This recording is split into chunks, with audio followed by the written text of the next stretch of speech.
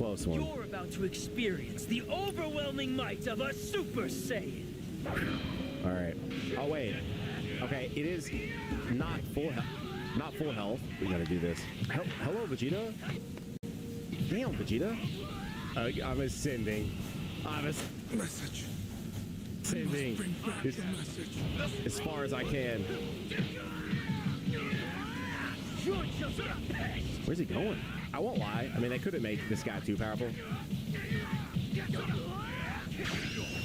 That's not landing. That's not good. That's not good, ladies and gentlemen. I got it. My story doesn't end. Wait, it did land. My story doesn't end here, Vegeta. You have to understand. Wait. No way. No way. No way. Let's go. My story doesn't end here, Vegeta. Back to back, baby. I'd say you're worthy enough to fight me again. I don't know. That's Dragon Ball Daima. Ooh. 2 levels off of that. Okay. I don't really care about that so much. I'll do this. And I feel like, let's do this. Yeah. Oh, we got a Dragon Ball. This is interesting. I don't want to go to the question mark. Yeah, we're going to the question mark. Omega. If you're so desperate for a playmate, I'm more than happy to fight you. My power is unlike anything you've ever faced. No. Let's go. No time to waste. No time to waste, Gogeta. I am here to defeat you. You hear that, Omega?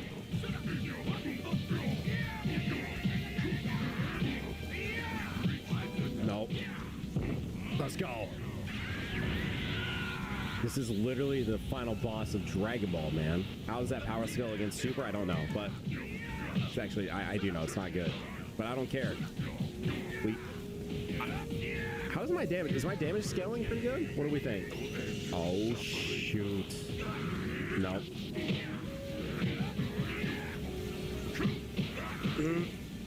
No. Let's go. Charge up, charge up, charge up. Let's end this. I'm sorry, Omega. Oh, wait. That's a shipwreck? Not turn around. This is like little. Oh, okay. Oh, I was like, I'm not facing the right way, man. You're never going to win with that little amount of effort. Okay, all right, man. Damn. We're level 20, yo. That's sick. Okay, actually, we'll put it in the key charge boost.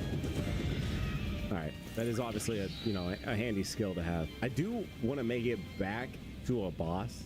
Obviously, I just want to, we have something to prove. I can fight myself. Man, I feel like we have to do that. All right, let's see what we say to each other. If we both fight with our full power, we'll just destroy our surroundings. Why don't we take it easy? Sure, why not? I guess we both seem up to the challenge after all. Hello, Vegeta.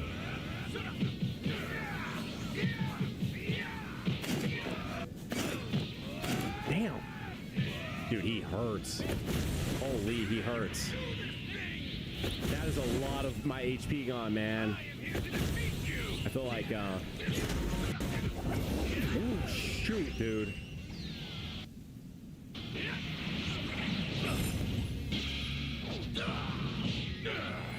I have no choice.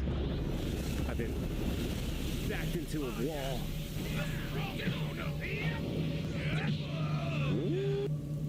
This map isn't right. I do have a skill point. That map isn't right either. Where's my map? Is this the map I just try found? to keep up with me. Bro, this mode is like genuinely no joke. I just got through playing the Ultimate Battle and like that is so much easier than this. Okay, so we are back to a boss fight. I am going to use the Sensu Bean. I'm just going to, before we go into this boss fight, then we're going to go, I want to go here because this one seemed to make the most sense as far as its distance and the XP I got back from it. Because I use the Sensu Bean, does it not, I don't know, I guess let me win it. Zamasu? Wait, this is actually kind of sick. Ways to merge. The fusion dance, the Batara, it's not some special power that only belongs to God, No, you know? it's wrong! Sir, why did you tear that map? Wrong. Must you blast? How dare you? Giving me a false map. Before you are shut. I went that way before. Dude, There he was no talks way so through. long that the cutscene stopped Sir, before his where are you line going? finished. That's how Celestial long he'd be Spring talking, Station. bro. Boss battle. All right, we're back. Ladies and gentlemen, we are Isn't back. Celestial oh, Spring wait, dude, I Station got on that- hella HP. All right, let's make this somewhat even, man. Sir? Sir? I believe my Where did he go? my other fusion counterpart fought you as a Super Saiyan Blue. I won't need that today because I am the superior fusion. Oh God, that sucked. I hate dealing with water stages. No, not again.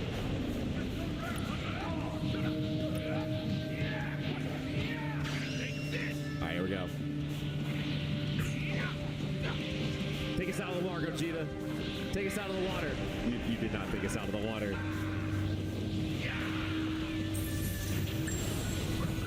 All right. Oh, I got boosts right now from that. And I got key sickness too because I boosted. Yeah, I ran right into that. Those kind of top up for transforming. Dude, I got key sickness so bad. If I boost it again. I'm gonna have to boost on this. I'm gonna boost twice. It still wasn't enough. No! Do you lot really believe you can interfere with my plan? I talked all that too, man. This is actually really cool. Check this out. I just unlocked my first battle arts. I mean, permanent upgrades, essentially. That's really cool. So I hopped back in a few more times, as you can see, and each run ended prematurely before I could get back to the boss. So, yeah, dude, I recently played the survival mode in this game, and this is substantially harder by, like, a pretty large margin. But either way, we're still here. We're still going to get to that final boss. Ah. Fusion diffusion. Extreme fusion technique is you, old fuck. We are back. We're still stronger. Yet again at a boss battle. Well, I think it's time we taught our kids a lesson. Here we go. Here we go, Gotenks. What do we got, man? It's been a long day. I'm really glad I timed that right. Oh God. Dude. Oh, Gotenks. Jesus. Dude, they are.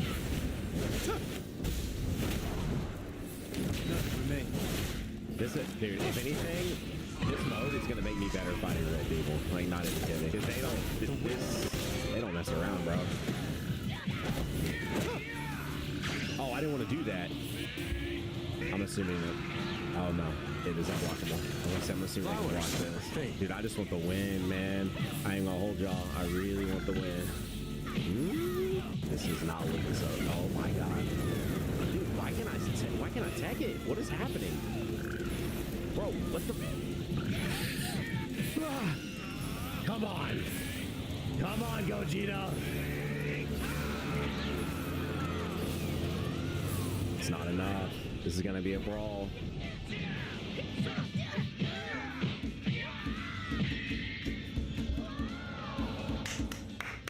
Let's go, dude. About to lose to you guys. A parent has to retain his dignity. Yo, I felt that though. Let's go. That's my first boss win in this new mode, man. Jeez. And I'm like on a time crunch right now too. Like I can't just sit here and go like literally forever. Whew. All right, I know it was only one boss, so what does the map look like after a boss fight?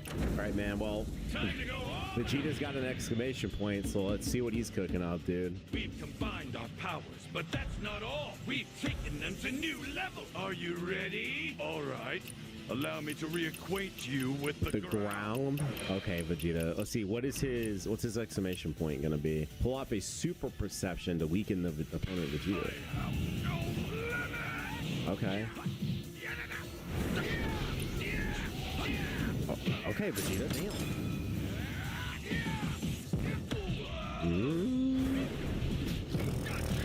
Dude.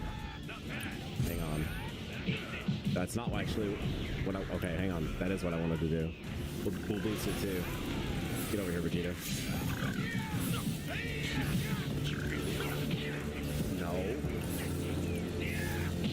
Damn, I actually did not think he would get that one. As you could probably see me pulling up to try to super after that, because I assumed I would hit him, and then we would just immediately get right into this. All right, this is boosted. Yeah. I don't know, we can up a little bit of pre-sickness. Oh, and then it's battle damage. Oh, hang on. We do still have... Okay. Hang on. I don't hate this. I don't hate this. Sans dope.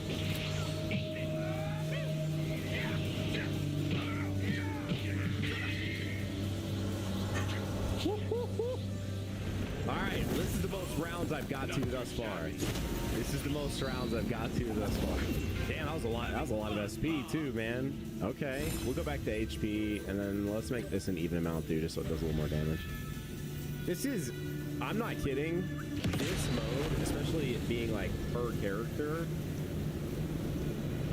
has my will to play this game has went from like a, you know, prior to this update, probably like a 3 or 4 to like a 9 or 10. Like I just want to play this game.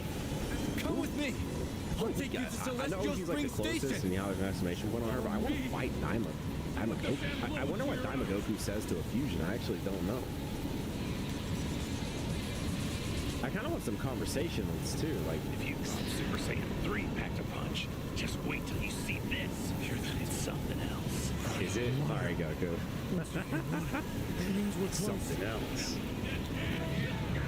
You see nothing yet. What if I told you that we borrowed the power of gods for this? I do keep forgetting I have that explosive wave in this base form. Hang on, I kind of use it. Oh damn, I keep using too much. I use too much speed anymore, sir. There we go. Where are you He's blocking now, so it doesn't matter. Oh. Dude, that Goku is really cool. Like, I can't even play.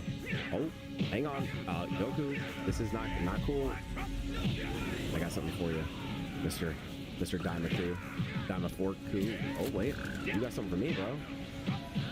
Woo.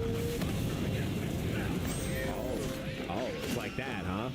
He uses Insta-Spark, bro. Okay. Let's calm down. Let's calm down, bro. Sit down, man. Sit down. I you know, try to get to round 10 here. That's the goal. Oh, all right. Not nearly as much. I know he was close. That was more of a. I just kind of want to see what fighting Daima-4-Ku looks like than anything else, really. Okay. There's no one on here I really don't want to fight anyway. Let's go back. Let's see what we can get. I didn't realize how valuable going to these were until we got that Zero card. That's really cool. Ooh, Vegeta. If I had to babysit the likes of you, I might just turn a Gallic gun on myself. What? What? I'm sorry. Did he just... And why did he say it like... Bro, what? What? You're going to Kakarot instead? Fine. Then listen up. That is crazy, bro. What? Bro said... If you're going to be getting my help, half measures won't cut it. Your goal must be to become the strongest in the universe. What we get from Vegeta? Can I get a card or something? And why should I help you? Yes! We got a new battle arts. Let's go. Dude, I'm so pro. This mode is so cool. All right, we're at round 9. I wouldn't mind doing that, but I really do want to see the boss. It wasn't a joke. I am genuinely on a time crunch. Let's see if this is Cell. I want to see what the final round looks like. You want us as training partners? Logical, given our limitless energy. Not seeing what's in it for us, though. Count me out. Of course, 18 will Don't be be so coming out. dismissive. Don't worry, me and 17 can have plenty of fun with that. You 18. Develops over time. What are they gonna give us? New battle arts? Oh, just XP. Oh, our battle arts effects don't work like on the final stage. Is that what it was? See, dude, going to them, if you're trying to get more, like, my experience so far with going to talk to people, actually more worth than fighting sometimes. I mean, we're here, dude. Champions, limits have been broken, and journeys come to an end. Now, it is time for the climactic showdown. All right, man. I am going to use my sensu beam because I have one more, and why wouldn't I? Here we go, dude. This is it. It's all been building to this one moment. No way. Wait. That method of fusion, huh? Does that mean you get to do that humiliating dance? And what do you care? I'll defeat you. I will lose to some flashy poser who slapped on a pair of pretty earrings. Some insults to go with your little dance. Well, it's time to see who's stronger once and for all. Fine by us. Doesn't matter if it's with words or fists. We'll crush you either way. Dude, wait. I thought that would be Polly. Final battle.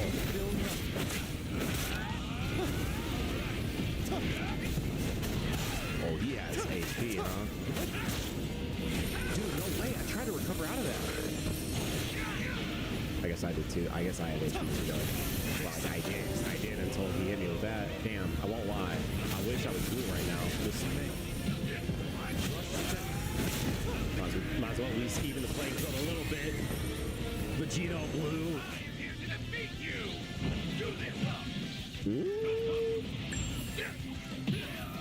Damn. All right, we're even.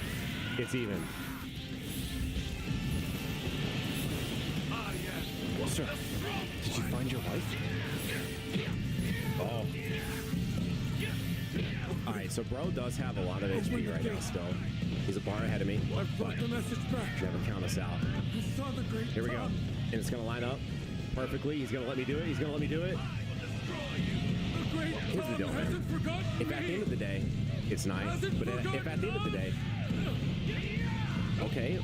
Come. Take my place. This is not how I wanted to do this. But I, from what I've seen, I do think this is unblockable. So if he stands there in front of it and doesn't attack it, he tagged it.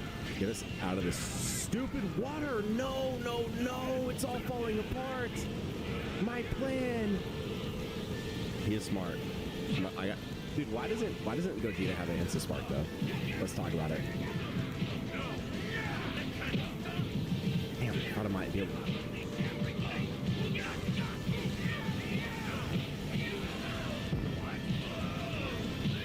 No.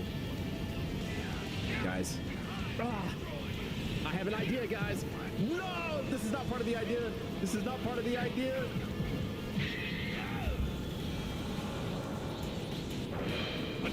Style fusion is the strongest there is. Having fun, huh? Did I still level up off that? Off of a loss? Wow. Dude, if I did not have to go somewhere right now, we would run this back. But here's the thing, it's in your hands. If you enjoyed watching this, hit that like button. We'll come back and try it again, maybe with a different character. I thoroughly enjoyed this mode. This was so sick. Reporting more back content live on this channel literally right now. You can click on this video right here. This mode was way harder than I thought it was gonna. I'm not gonna lie. I didn't really know what to expect. It was far harder. But either way, hopefully your day is not too hard. Is that all right? Anyway, hopefully you're having a great day. Okay, keep on. I'll see you guys in the next one. Bye. One scar of pain outgrows 2 scars of grief. Sir!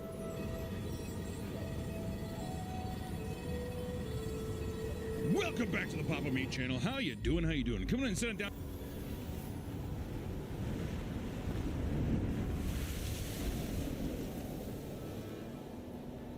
Because today we're going to be talking about Beyblades. Every generation has their iconic toy, whether it was the baby boomers with their Etch-a-Sketches or Gen X with the goddamn Rubik's Cube. Each age of youth has a cultural moment with at least one gadget, trinket, or game. What was ours? Beyblade inspired by the traditional Japanese spinning top game.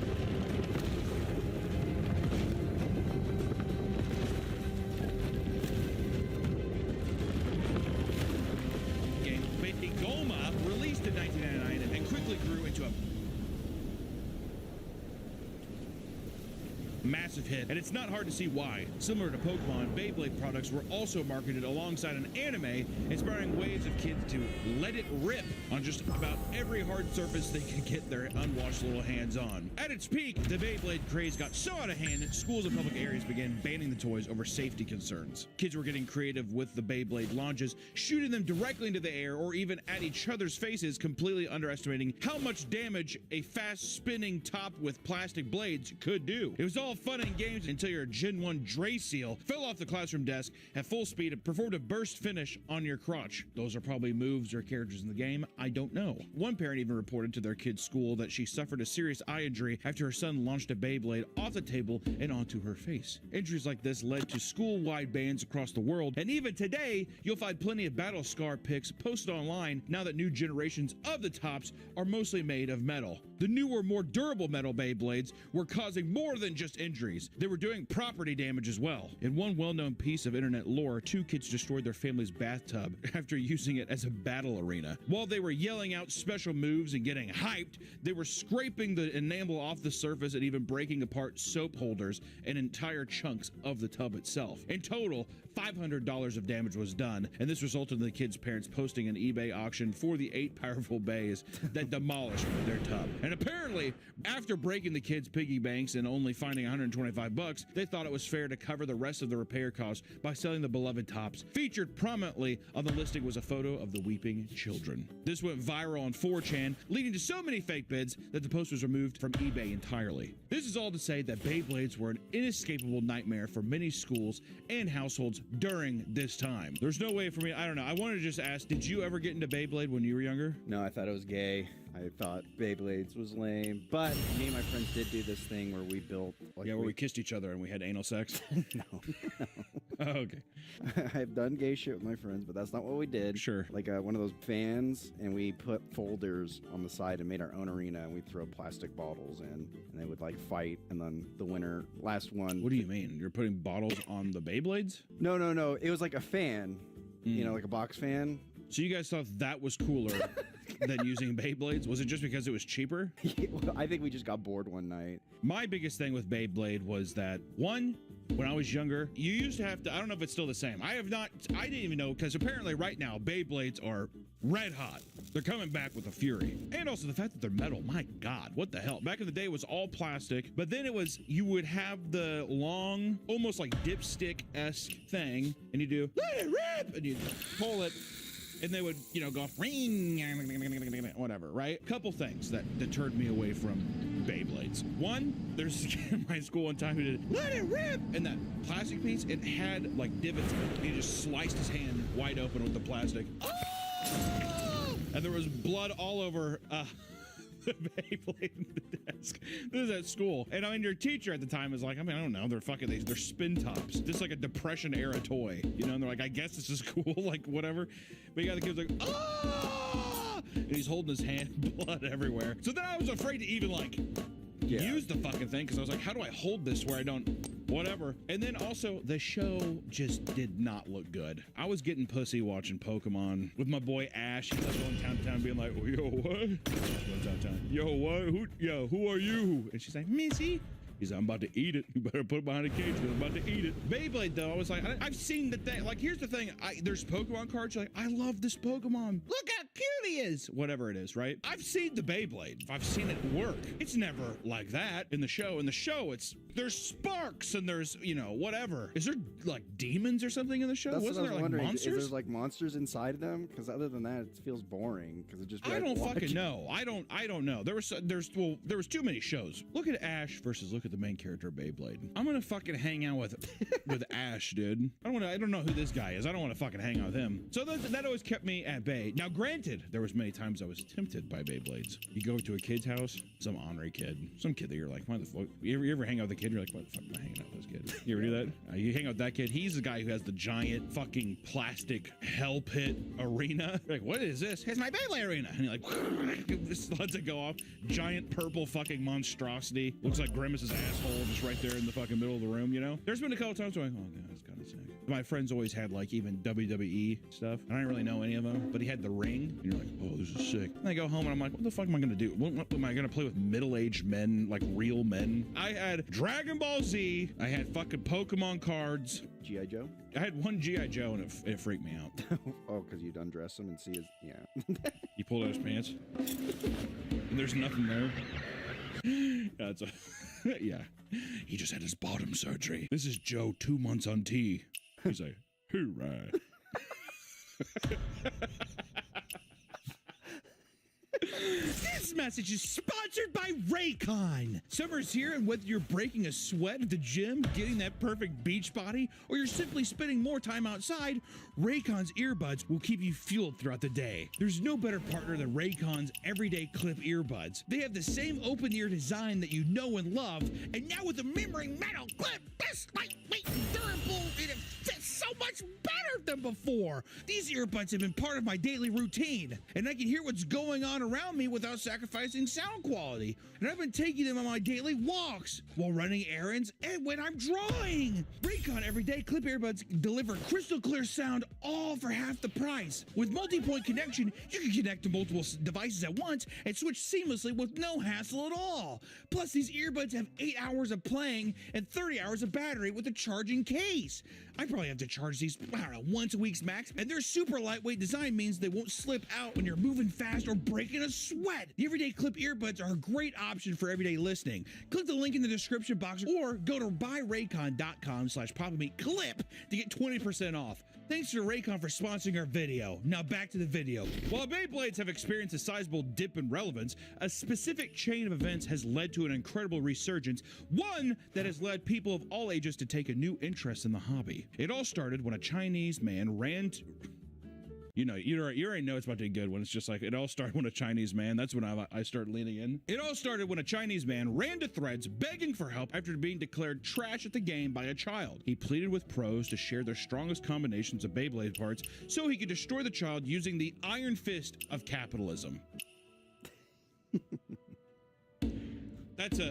Wow, that's an impressive sentence. Also, just for the sake of people who have never used Beyblades, it's not that you just buy a Beyblade. You like Frankenstein it together with there's other different pieces. Parts, yeah. There's like a centerpiece and there's like armor on the top. And there's different classes, which we go into. Places like Hong Kong and Taiwan started hyping up Beyblade, again, due to the post-virality, shooting it back into the mainstream. Younger people were enticed to try the game out, while older folks were hit by the nostalgia and wanted to relive their childhood. And suddenly, adults were meeting up at parks and other public places to host Beyblade events. One tattoo parlor in Japan famously opened up its doors at night to host underground Beyblade tournaments where around 30 adults could be seen shouting and jumping around from the heart-pumping action, which I gotta say, if you put a thing, like, I don't know what game it is, whether you did, but it would be a thing where it's like, if you lose, they'll cut off your thumb. Jesus fucking Christ. I forgot what it's called. It's some kind of poker. Chop poker. Chop poker, okay. You do chop poker. So that's underground poker, right? You start that with Beyblade, all of a sudden it's just like, why the fuck is Beyblade actually why is Beyblade kind of sick though? Chop Beyblade? Are you kidding me? Yeah, I bet there's something though. I bet there's been some crazy thing because Beyblades are what, that big? Probably. Someone shoved a Beyblade up some guy's ass before. Ooh, inside of it. Yeah, exactly. One butcher in Hong Kong even began offering free pork bones and meat to anyone who could beat him in a Beyblade battle. That is fucking sick. That's like an... That is so sick. He's like, so you want a free meal, huh? Over in Malaysia, schools began recognizing Beyblades as a proper co-curricular activity, allowing students to establish official after-school clubs. Because of this ruling, students could let it rip after school and earn the points needed to fulfill their co-curricular record, which is required to graduate. To get students interested, the Malaysian government and third-party vendors started supplying schools with 1,000 stadiums, 3,000 starter kits, and certified Beyblade coaches known as Bay trainers. How do you get that job? That's what I want to know. Also, to graduate high school? These are 18-year-olds coming in. How old are these trainers? See, now all of a sudden, this co-curricular activity, I'm like, you better keep an eye on those Beyblade trainers. What if they're like 60 years old, like Master Miyagi? Well, that's what I'm saying. Oh. Then all of a sudden, yeah, I didn't realize the Bay trainer was in me until You know what I mean? Outside of schools, more and more third spaces such as Beyblade-themed cafes are popping up that host weekly local tournaments. Even brands like Durex took advantage of the newfound spike in popularity by creating graphics of Beyblade-shaped ribbed condoms to market their products. One ad claimed that they were the ultimate offensive gear ready for any late-night showdown. The hype of Beyblades would grow so massive that the second wave could no longer be contained to a single region, eventually spreading across the world. Soon, Beyblades began infiltrating communities no one expected. One man documented a parishioner at his church who approached them and popped his trunk only to reveal an entire Beyblade setup, leading several members of the church to kneel down and run the set in the middle of the parking lot. That's a good way for people to take a knee for the Lord. Yeah. Gentlemen. I think that's awesome. Beyblades is bringing people and communities together. Who would have thought? Should have got a better anime. Yeah. The anime, it's just thinking about the anime. Oh, they should remake it. No. No. Oh. It as a underground hobby. See, when it blows up again, it's going to be dead. Even though metal is crazy. A fucking metal armor on it now. Fuck's sakes. Good Lord. At concerts, people reported seeing adults stepping away from the music and sneaking off to the food truck area to Blade. They played Beyblade. Even orthopedic doctors are having to seriously urge bladers to warm up their wrists before playing due to a massive spike in wrist-related injuries. Okay. Come on now. At least stretch. That's going to be a thing for old people in the future. Is it kind of cool that it's all older people sitting there and being like, let me step away from Beyblade versus seeing kids do it? Oh, yeah, I think it makes it way cooler. Like, once you see the kids do it, you're just like, fuck out of here. Exactly. Also, I don't think kids would play it because they're going to see older people doing it, being like, that's lame. So it is. Also, do kids still? They probably don't like it because it's not digital. It's not on the computer. It's not a game. Now, if there's digital Beyblade, that's where the kids come in. That'd be awesome. Wish I was a kid so bad. Because Beyblade is such a cheap hobby, the barrier to entry is pretty low. As you would expect, however, it's becoming a bit of an addiction to some. People who are brand new to the hobby are already acquiring piles of Beyblades in a very short time. Ever since the release of Beyblade X, the newest generation that started in 2023, people have been rekindling their childhood love of the game, now armed with adult money. One couple admits that what started as a small collection of 1 or 2 Beyblades has turned into an insane horde of products and an unstoppable itch to buy any shiny new model they come across. Let me ask you this. Hand parts, is it like a blind box thing? Or are you buying the specific thing? I'm curious if Beyblade's doing the thing where it's like, oh, we'll see which one you get. Is there versions of Beyblade like that? Basically what I'm asking is there Beyblade gambling? I think, I think they sell a whole Beyblade one, but people and then you can Frankenstein. Exactly. I people see. who are really into it, it's like, you need this body with this kind of handle and this armor.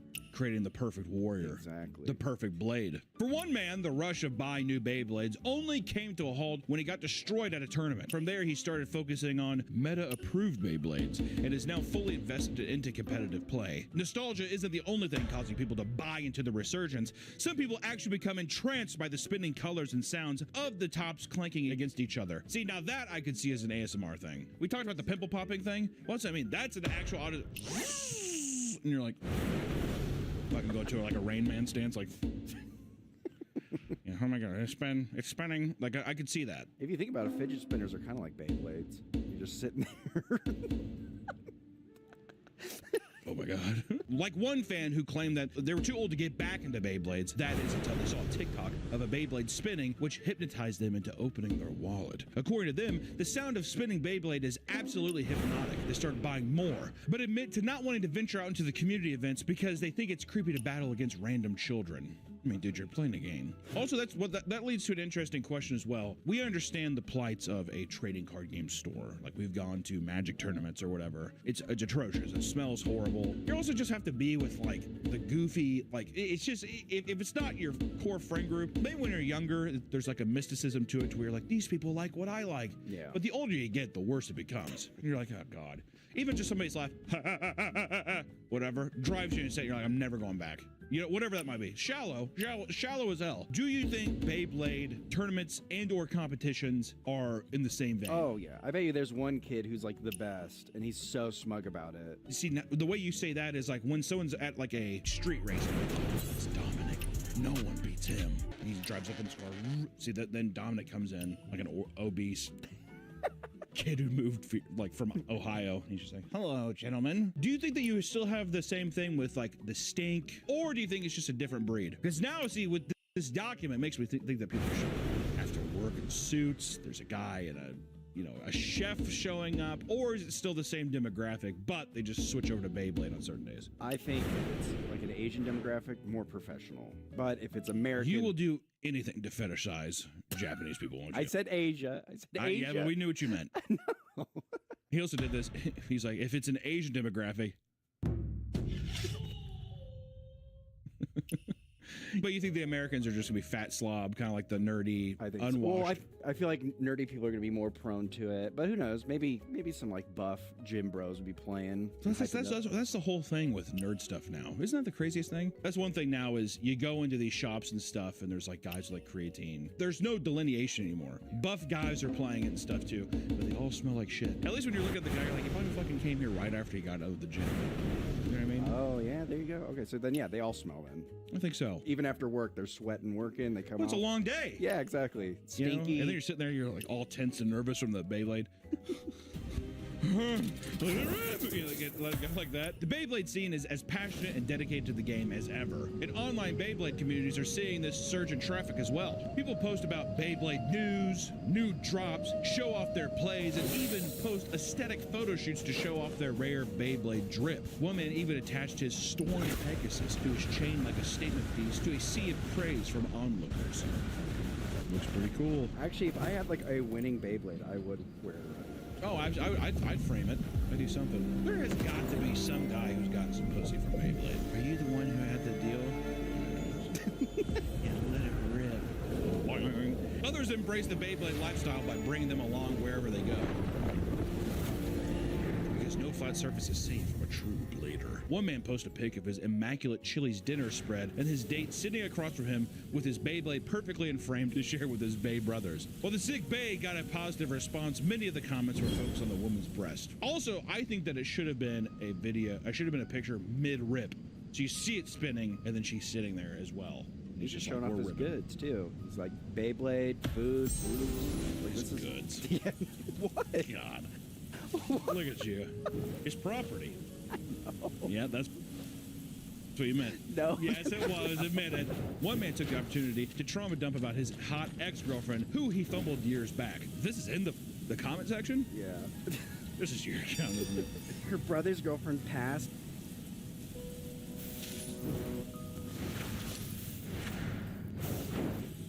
And I wasn't much of a person at the time. Instead of consoling and being there for her, I downplayed it and told her to grow up. Ironically, I was the one that needed work, not her.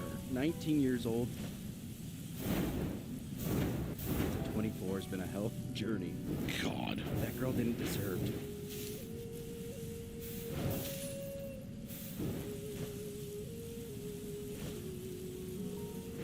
Treat her like the way I treated her.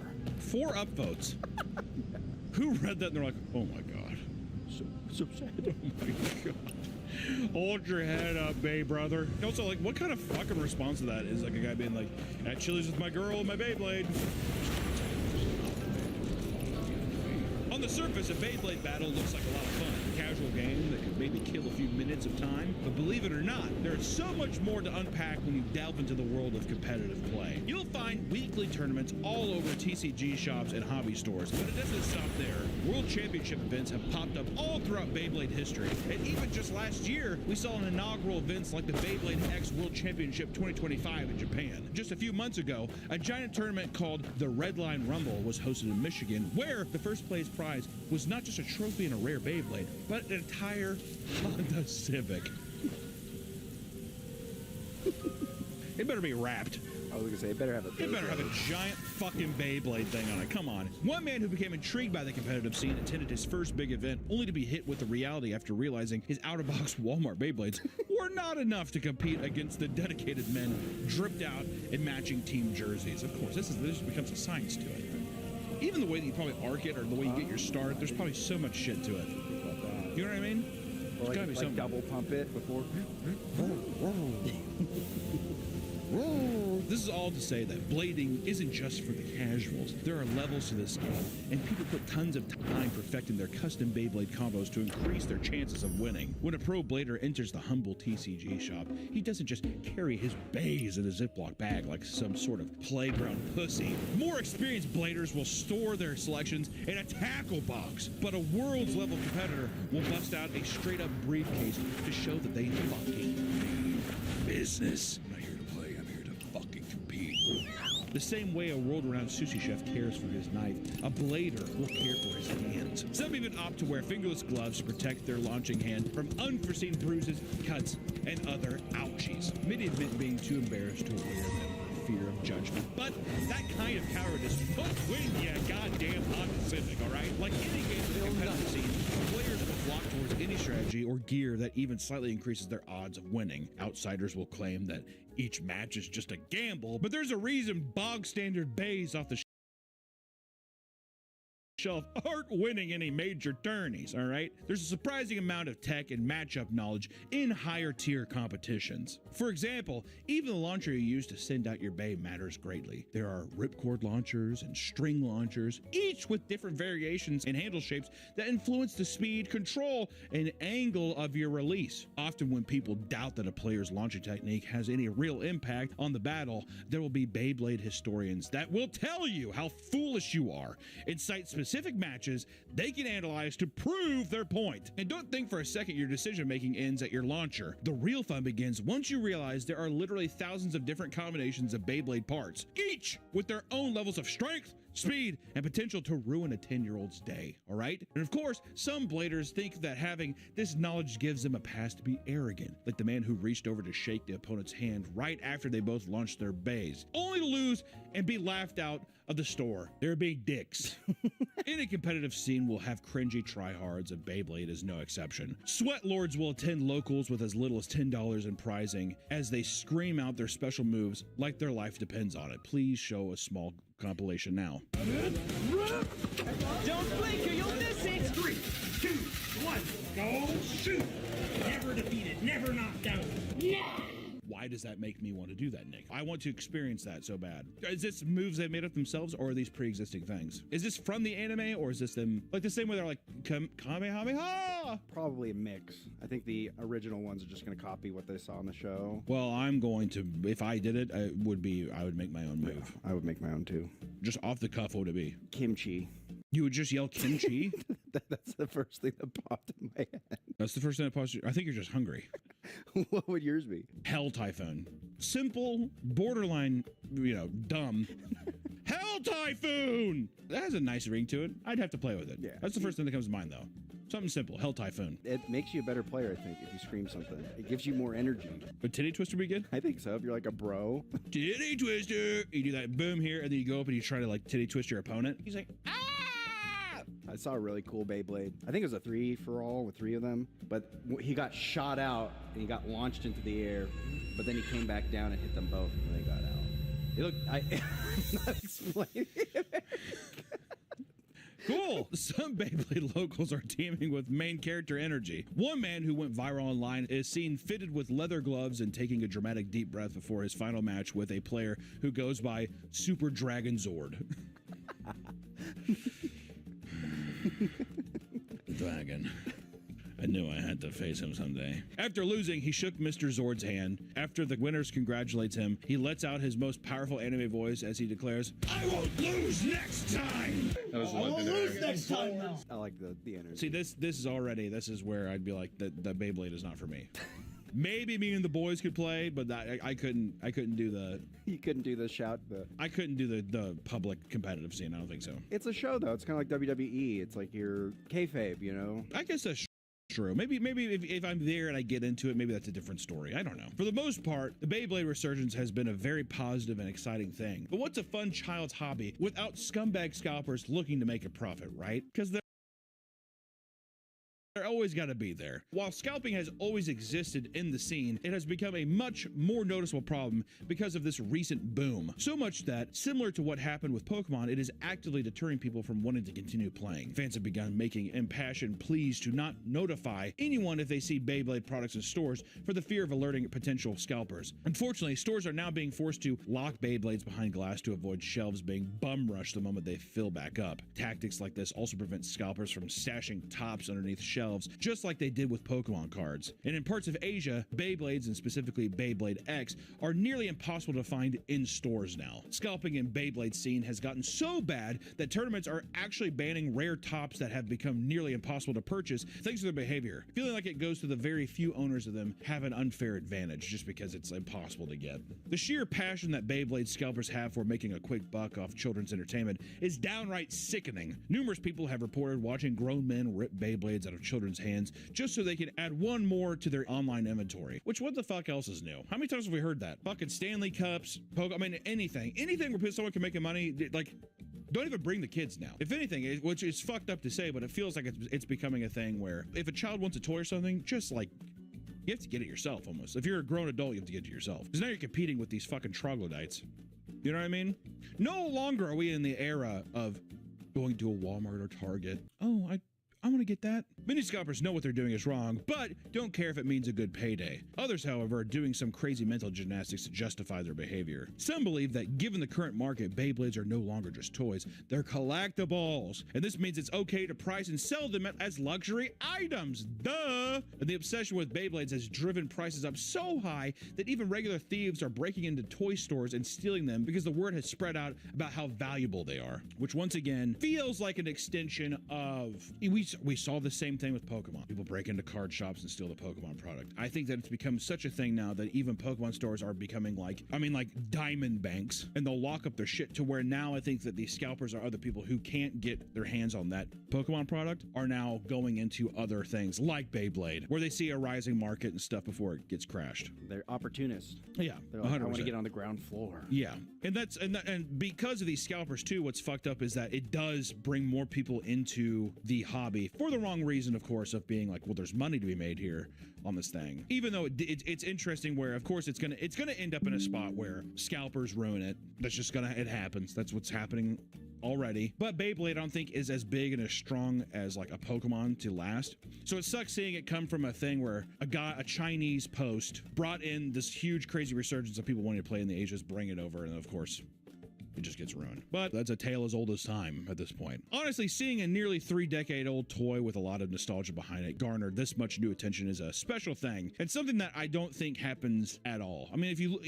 look at Pokemon never really went anywhere. Pokemon's been that big, it just for some reason accrued a new level of value. But I think like Pokemon cards have been around since every game. I mean, like every game or new iteration, Pokemon cards have been around. But for Beyblade to seemingly fall off, and if they have been around, they have not had the same cultural relevance. To have it pop back up in this way is like lightning in a bottle. It seems like it. Whether you're an old head who started your journey with the first ever Spin Dragoon, or a new blader making your debut with Beyblade X, don't let scummy scalpers and sweaty tryhards stop you from potentially joining a fun new community. As with anything, you know? And I think with any new community or something, get the boys together, dude. Get the bitches together and have a good time, right? With your bro or bitches, hang out, vibe out, see what's up. And then if you do feel like you have a configuration, why not frill out the feathers and peacock at a local event and see if you can't fucking win something. Beyblade, interesting concept, interesting to see its rise, interesting to see where it goes, Nick. I want big Beyblades. Like, could you imagine? Huge. Like, I'm surprised with 3D printing that has not happened. You know what I mean? Giant people can print giant pieces of stuff. It probably has somehow. I saw some, they weren't actual Beyblades, but they're like machine parts. They're like this big. Some guys just spun them, and it was like an oil. And I've seen that, yeah. If it got to that big of a thing, it becomes like robot battles, though, I think. It teeters into that. I don't know. You know, the interesting thing about Beyblades, too, is it does seem like if you have an old one, that is kind of a fun collectible. I like something that it's that tangible, and you're meant to just like bash it into something. Yeah. That's kind of sick. It really does become a gladiator or a racehorse. Yeah. Where it has its time, you win with it a bunch, and I think that's when you frame it and you're just like, that was the champion. You think it's an honor? You should have seen it. Your Beyblade breaks like during battle? I would think so. I think it'd be heart wrenching, but it broke in the way that it was meant to break, right? Because no one wants to just have it be in a container all the time. We don't break the son of a bitch, right? In battle. It has, Valhalla. Like, Well, that's the real Beyblade Valhalla. So sick. That's our video today, guys. Until the next one, we will see you in the next. We'll see you in the next one. Kind of clunky ending. All right.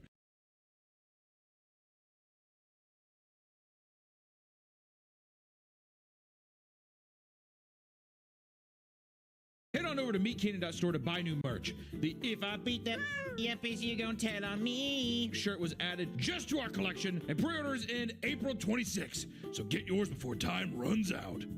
Welcome back to the Papa Meat channel. How you doing? How you doing? Come in and sit on down because today we're going to be talking about comic conventions, Comic-Cons. There are all sorts of cons around the globe where people meet to celebrate their love of shared interest, but none are as popular or as influential as Comic-Con. The fan convention dates as far back as the 1960s and has evolved into one of the biggest annual events existing today. Throughout the 4-day event, over 100,000 fans continue to celebrate pop culture in all of its forms. But this is just one con of many. In fact, there are all sorts of local conventions that allow people from even the smallest towns to be a part of this experience. However, these conventions are not without their problems. Not only are they becoming more widely popular and densely packed, but the shift to a broader focus on pop culture over just comics has slowly driven many people away. And it goes without saying that putting many obsessive fans and collectors in the same place can lead to some imaginable horrors, all right? So, grab your badges and fresh stick of deodorant as we trudge through the chaos that is Comic-Con. And we wanted to do this video because we just recently went to Kansas City Comic-Con, Planet Comic-Con, and we were selling Margarets. We do have a Margaret toy for people who don't know, and it was a lot of fun. But I will say, does it even feel like Comic-Con anymore? It feels like just a celebrity meet and greet. Also, $120 to meet to what? To take a photo? to meet Frodo himself. Well, dude, they did Frodo and fucking Samwise Gamgee, whatever, as one. I think that was like $400 to do a paired photo for like a 60-second interaction. Hey, I love your movie. Hey, thank you. You get ushered across. Is that not the great? Also, I saw Bruce Dickinson at the Kansas City Comic-Con. He's the lead singer of Iron Maiden. No. Has 5 like platinum albums. What do you charge $150 to sign an album? Isn't that crazy? Jacob, who works here, he went to sign his and he was like, "Oh, hey Bruce, how you doing?" He was like, "Oh." He just signed it and that was it. That was the interaction. That was it. Are you a big fan? I'll be fine. I feel like conventions as a whole, we need to. The only ones I like now are they keep trimming them to where now they become even more like the niche conventions are the ones I go to. Like I like toy conventions, like little like underground shit where it's like I went to a GI. This is very cringe. I went to a G.I. Joe convention one time, not because I like G.I. Joes, but because there was just like small toy vendors there, and you're able to look at all. It was cool. You go to that shit and you're like, what the fuck is this even from? And that guy like floats out of the darkness and he's like, so actually that was like an import from Sweden. They only did like 300 of these, so it's like that kind of thing. And I like that. I'm not even the biggest comic guy, but it does feel weird going to a comic book convention and it's like that's the back burner. Who cares? Yeah, who cares about the comics? It's all about the 3D printed dragons. 3D printed dragons, the same art prints and posters, Funko Pops, and did we say 3D dragons? A lot of 3D printed dragons. It's unfucking believable. One of the main appeals of attending a comic convention is the prospect of finding a cool piece of art or merch. Sadly, the Artist Alley is one of the most neglected parts of the con experience, according to both staff and attendees, which I will say, Artist Alley is one of the loneliest, saddest places on earth. I want to look at people's art and walk through there, but I do hate it because it feels like I'm at like a dog shelter. You know what I mean? Where if you like look at one, you catch somebody in the eye, they're like, and they have puppy dog eyes. And well, it's like come buy something. I mean, it feels like take me home, yeah. Doesn't it?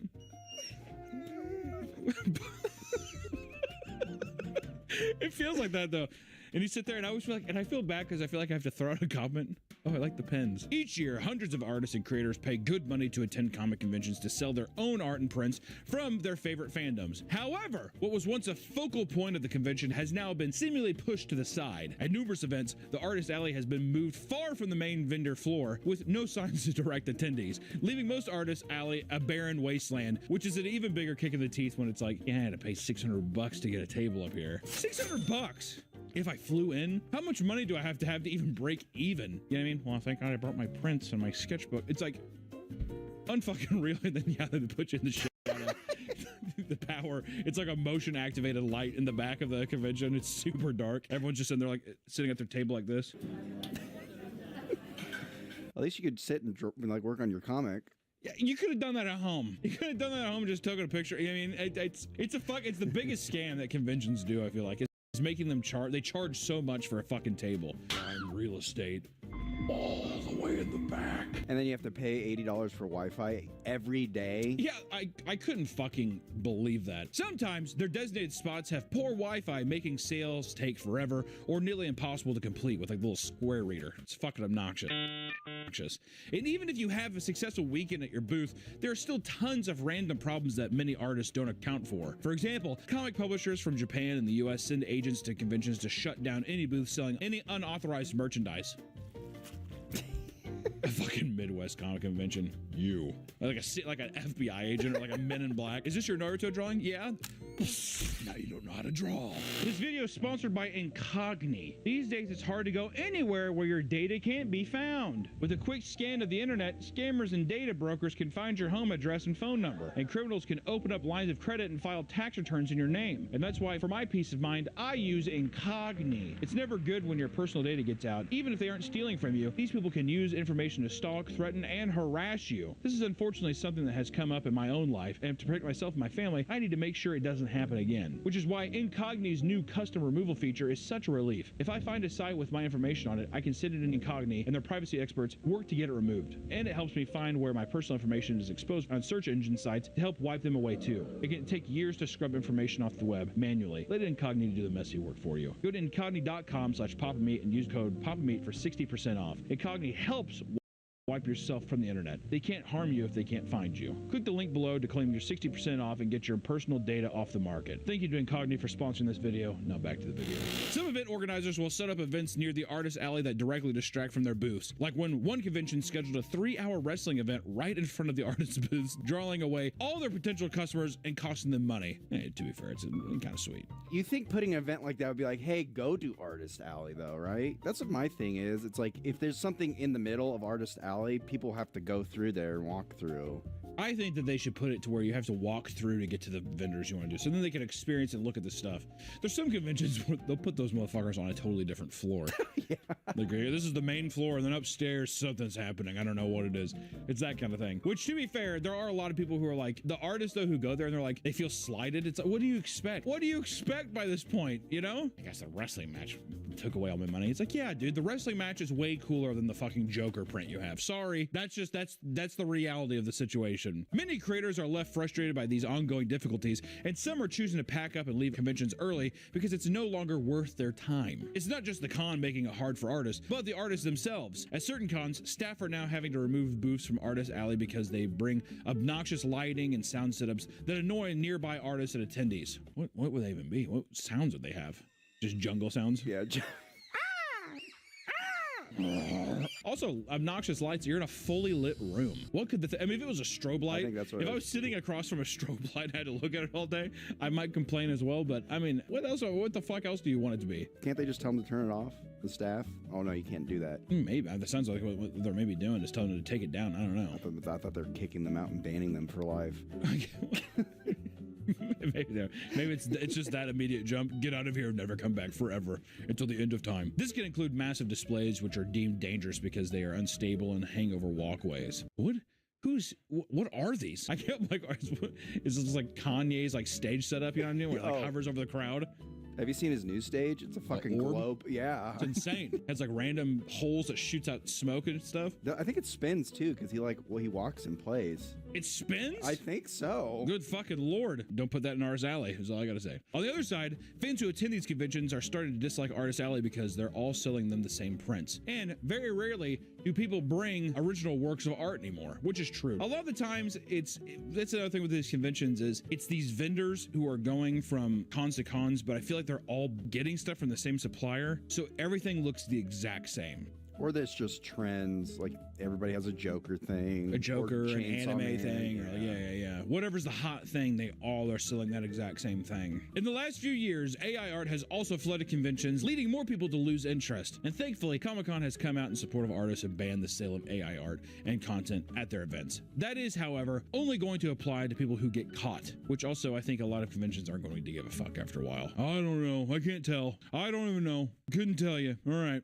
Go ahead. There still exist many artists who have positive experiences in the alley, being able to meet with other artists and make money doing what they love. Some of you might be wondering why the artist alley has been so forgotten by the event's organizers.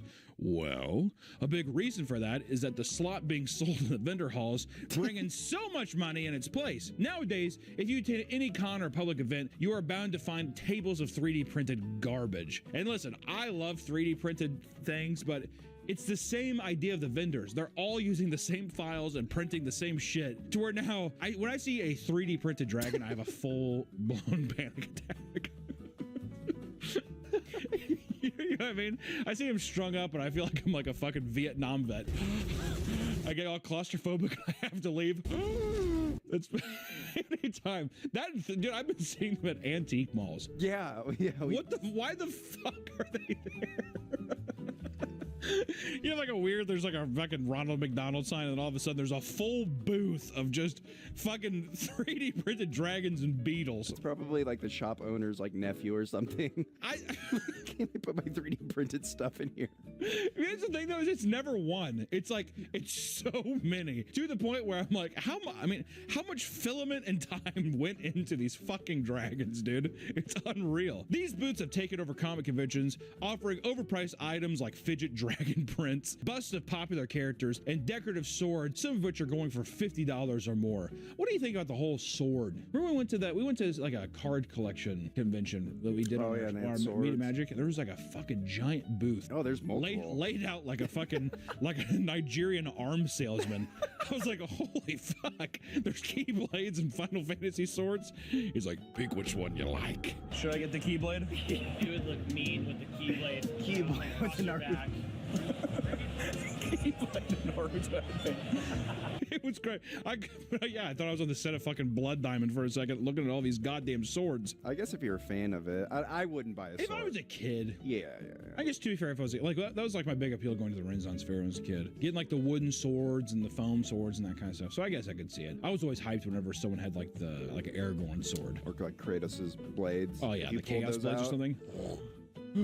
Yeah, I would be so stoked. Those are not even the worst things sold on the vendor floor. In recent years, Labubus and other blind boxes have taken over the sales floor, with Pop Mart usually having massive booths at comic conventions. Trendy items like Labubus will likely fade away within 5 years. Funko Pops, however, are a permanent fixture, dominating the vendor floor like a goddamn cancer. Which here's the thing. Never mind. What? If you like Funko Pops is one thing, but I wish that there was a thing where they're like, I wish conventions would be like, we have two. There's two vendors that do the Funko Pops. It's everywhere. It's fucking every booth you go by. To the point, and you know what's weird is I'll even do a couple laps throughout the day or do whatever. None of them sell. How, I want to actually know if there's someone who sells Funko Pops and that watches our videos at a convention, how much honestly are you selling? Because every time I go by, I never see anyone holding. Actually, that's not true. If there's an actor there who is of that, I'm like, and if anything, just bring those Funko Pops. I saw like a fucking Art the Clown one because that dude was there. And it's like, oh, that's the perfect thing if you want to get signed. But then it's just it's the ugliest fucking little creature in a box you've ever seen. I'd rather have like a print or something signed, but I digress. Could you imagine going up to an actor and they hand you a Funko Pop to sign? You know, just like... If someone came to me and they're like, could you sign my Funko Pop of you? I make jokes about me shooting myself all the time, but you know what I would do. As soon as you walk through the venue doors, your eyes will be met with Funko Pops stacked to the ceiling at countless booths. I mean, it's like a fucking wall of Funkos. What's even crazier is that they are resellers and not even like official booths. It's just people upselling you Funko Pops. Blatantly to your face. Oh yeah, I'm gonna charge 5% extra. I've had people say that to me. Well, I gotta charge 5% extra because to make up the booth fee. No one's making you be here. You're putting that on me, the customer? Okay. It would be understandable to have 2 or 3 booths, but the plastic figurines cover the entire floor and can even be found at booths unrelated to Funko Pops, even like comic booths or anything. Still, tons of Funkos. Funko, once again, has ruined my day. Some vendors resell their exclusive Funkos, which can show price tags up to $40,000 for a single Funko. And we've covered the insanity of Funko Pops before. However, if someone is going to pay for an item that expensive, you'd think it'd be a genuine movie prop or like a rare comic at one of these conventions instead of just a rare Funko. And if they're that popular, why is there not just, this is just the Funko convention? I'm saying a touring thing that's as regular as Comic-Con. So you just push those out. That way, if you see it at one of the other conventions, you have every right to stone them.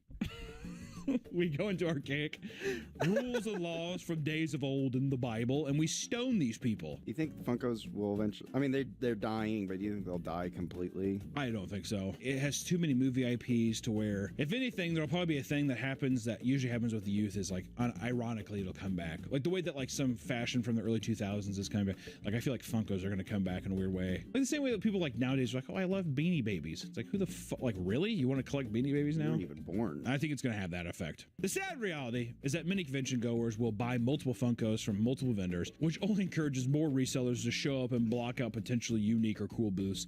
Which also, I have to, I very rarely see people buy the Funkos. And if it is that profitable, I just feel like you would just see way more of them. You think people are ashamed of carrying their Funkos around? That's a very good point. I do. I think that there's a stigma now that I think, because you know, whenever you're like walking to a convention, you're like walking by and someone's like walking by and they do like, yeah. And you're like, it's because of the Funko. I'll put it in my bag. Exactly. Now I have a big black bag I put all my Funkos in. Look like fucking Krampus leaving the Comic-Con.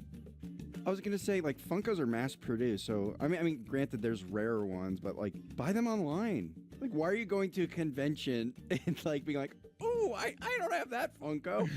I mean, I get it. Probably is a thing where it's like maybe they're not available online. I'm just playing devil's advocate of like maybe it's also just the thrill of the hunt.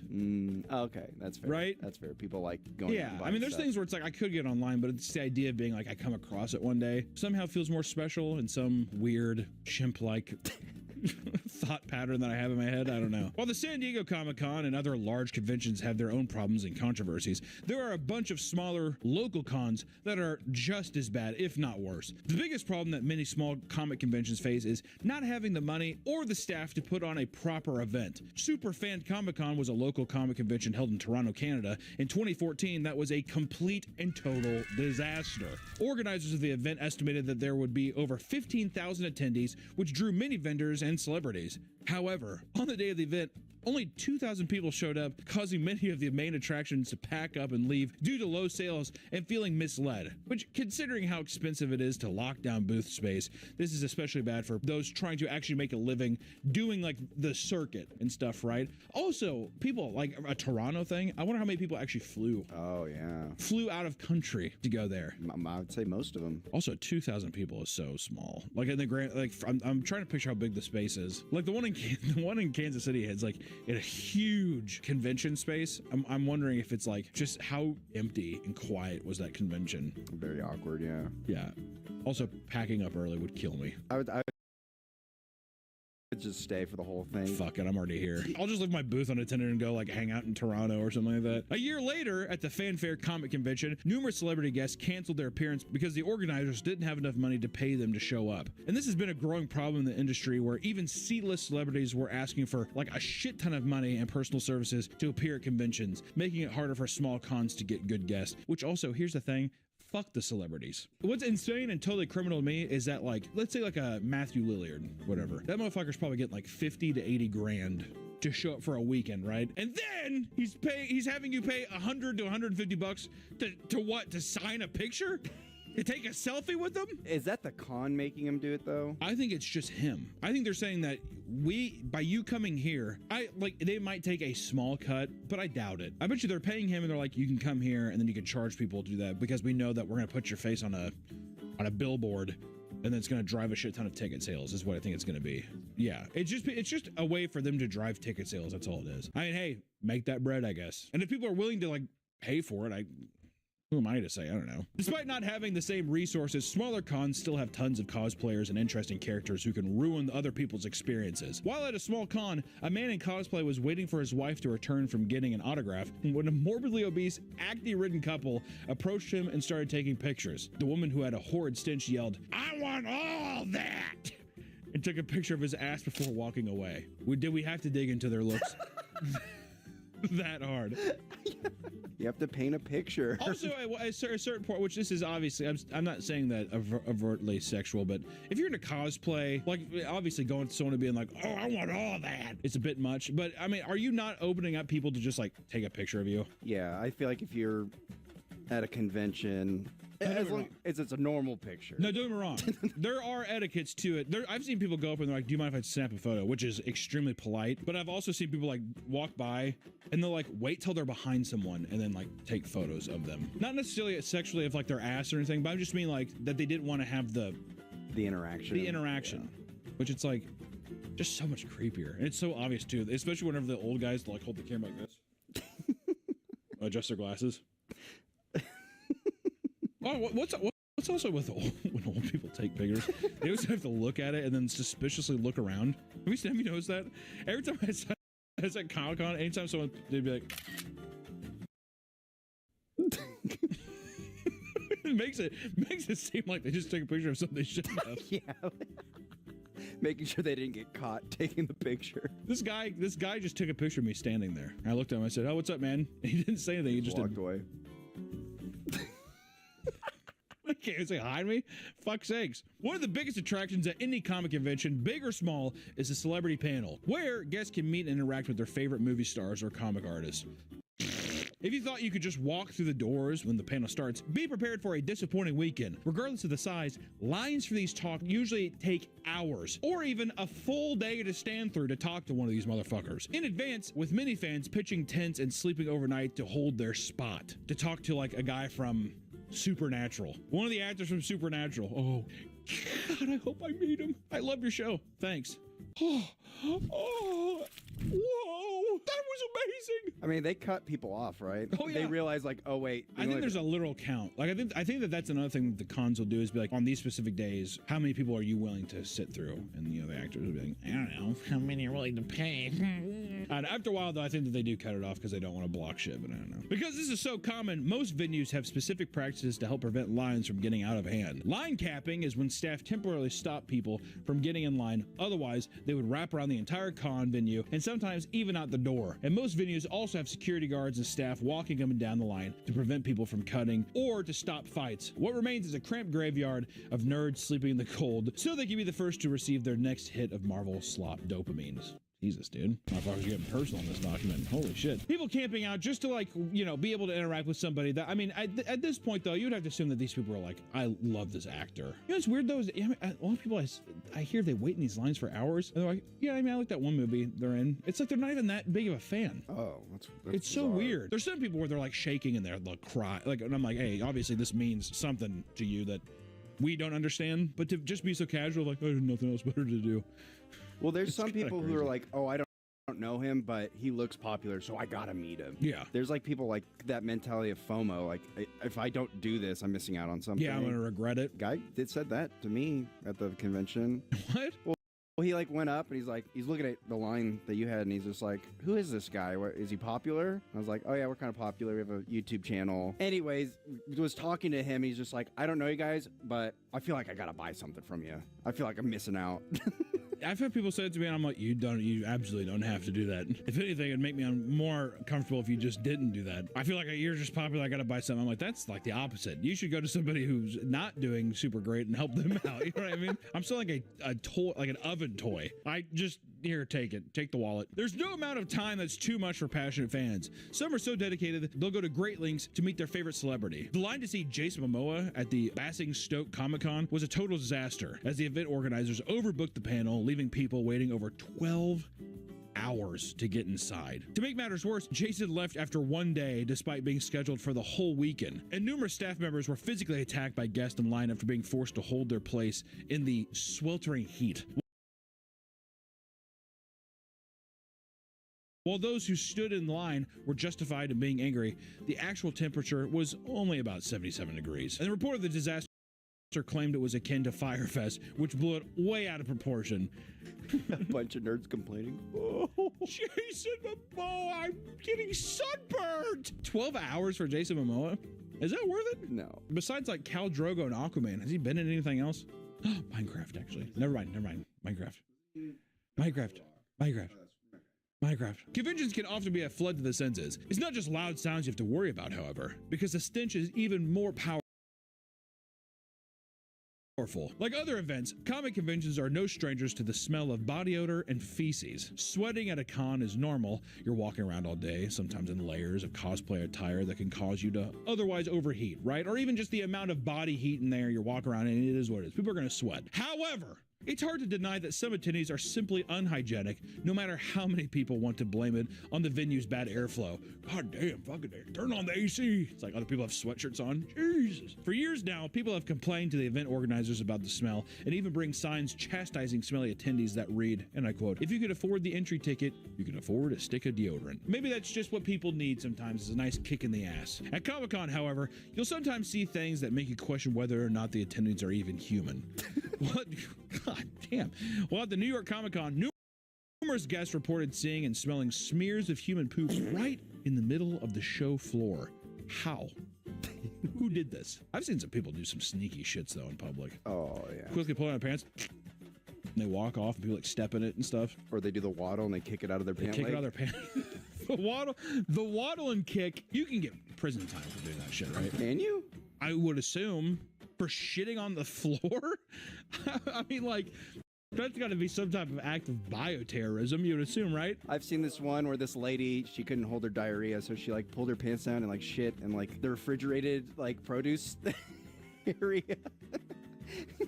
People are so fucking vile. It's unbelievable, man. Not only did someone walk through it, but the staff believed that the person who did this dropped it while walking around the con as if it was smooth and subtle. Well, they don't know who it was, so it probably was pretty fucking smooth and subtle. Event staff would block off area as janitors made their way through the crowd. They had to actively tell people to stop taking photos. Despite the sneaky attendees and crazy fans, comic conventions remain among the most popular kinds of conventions in the United States. Even though I will say, I don't know if it's just because I'm getting older, it feels like it's getting worse every year. Like, I have a feeling like after a while, it's going to completely revert to meet a celebrity. The title of Comic Con is, I feel like that has to go away soon, and it's going to just be Celebrity Con or something. It really is nothing more than a fun place where people get to gather and share their nerdy interests, meet others in their fan communities, and go home with some cool shit. If you can attend a Comic Con near you, have fun, but be mindful and avoid bothering people. And for the love of God, bring deodorant. And also, dude, don't pay for the celebrity line. In my opinion. I think I say don't shit your pants. Oh yeah, that should go without saying. I guess what I'm saying is this video just made me, it has made me an advocate for being like, I mean, who am I to say? I just like, it's never worth it. They're never going to say anything. You're going to walk up and it's like it's cool meeting people that you're like, I'm a huge fan of you. But at the end of the day, it's going to, the conversation's 60 seconds, if that, and then you get to go off and do whatever. I don't know. I just don't think it's worth it. If anything, I would say try to go to some place where like look at the actual people who are like selling real art and try to pick up that. At least for me personally, that's where I have the most. Yeah, support artists. It's fucking cool. That's also why I like local zine cons and all that kind of like, I don't know, that's like some hipster artsy shit. There's a lot of dog shit stuff there too. But let me tell you, it's cool seeing local people in your community, especially if you're in like a flyover Midwest state or something. There's a lot of fucking cool artists in your area that might be making some shit where you're like, oh, this is sick. Especially if you are a fan of comics. There's like a lot of local comic people that you should check out their stuff. It's cool. You know what I mean? So that's all I have. Don't go to Comic-Con.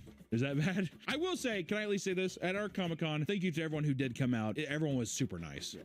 I couldn't believe the amount of people that just kind of showed up. We kind of sprung it out of nowhere, so it was a bit of a surprise, but people got to go and see Margaret and stuff. That was a lot of fun, and everybody was super fucking cool. So many nice people. So. And the staff tried to shut you down. The staff did try shutting us down and made it really awkward, but I think they were just doing their jobs too. You can't blame them. It is what it is. So. See you in the next one. Bye!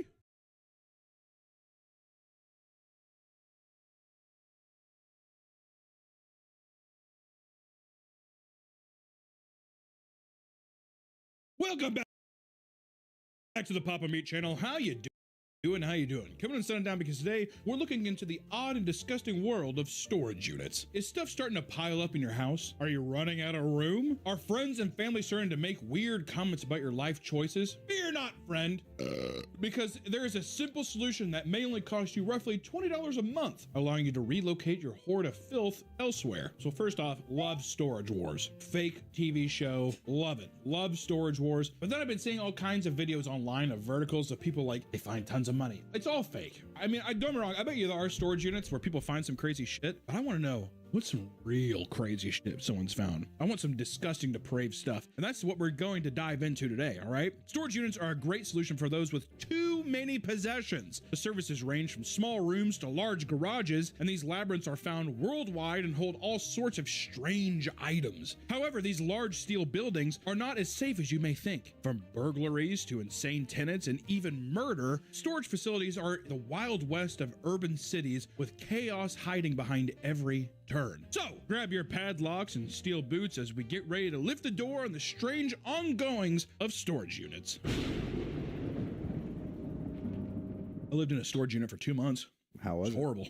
Oh. It's horrible. It's hot. There's no power really. Did you crank the door open a little bit?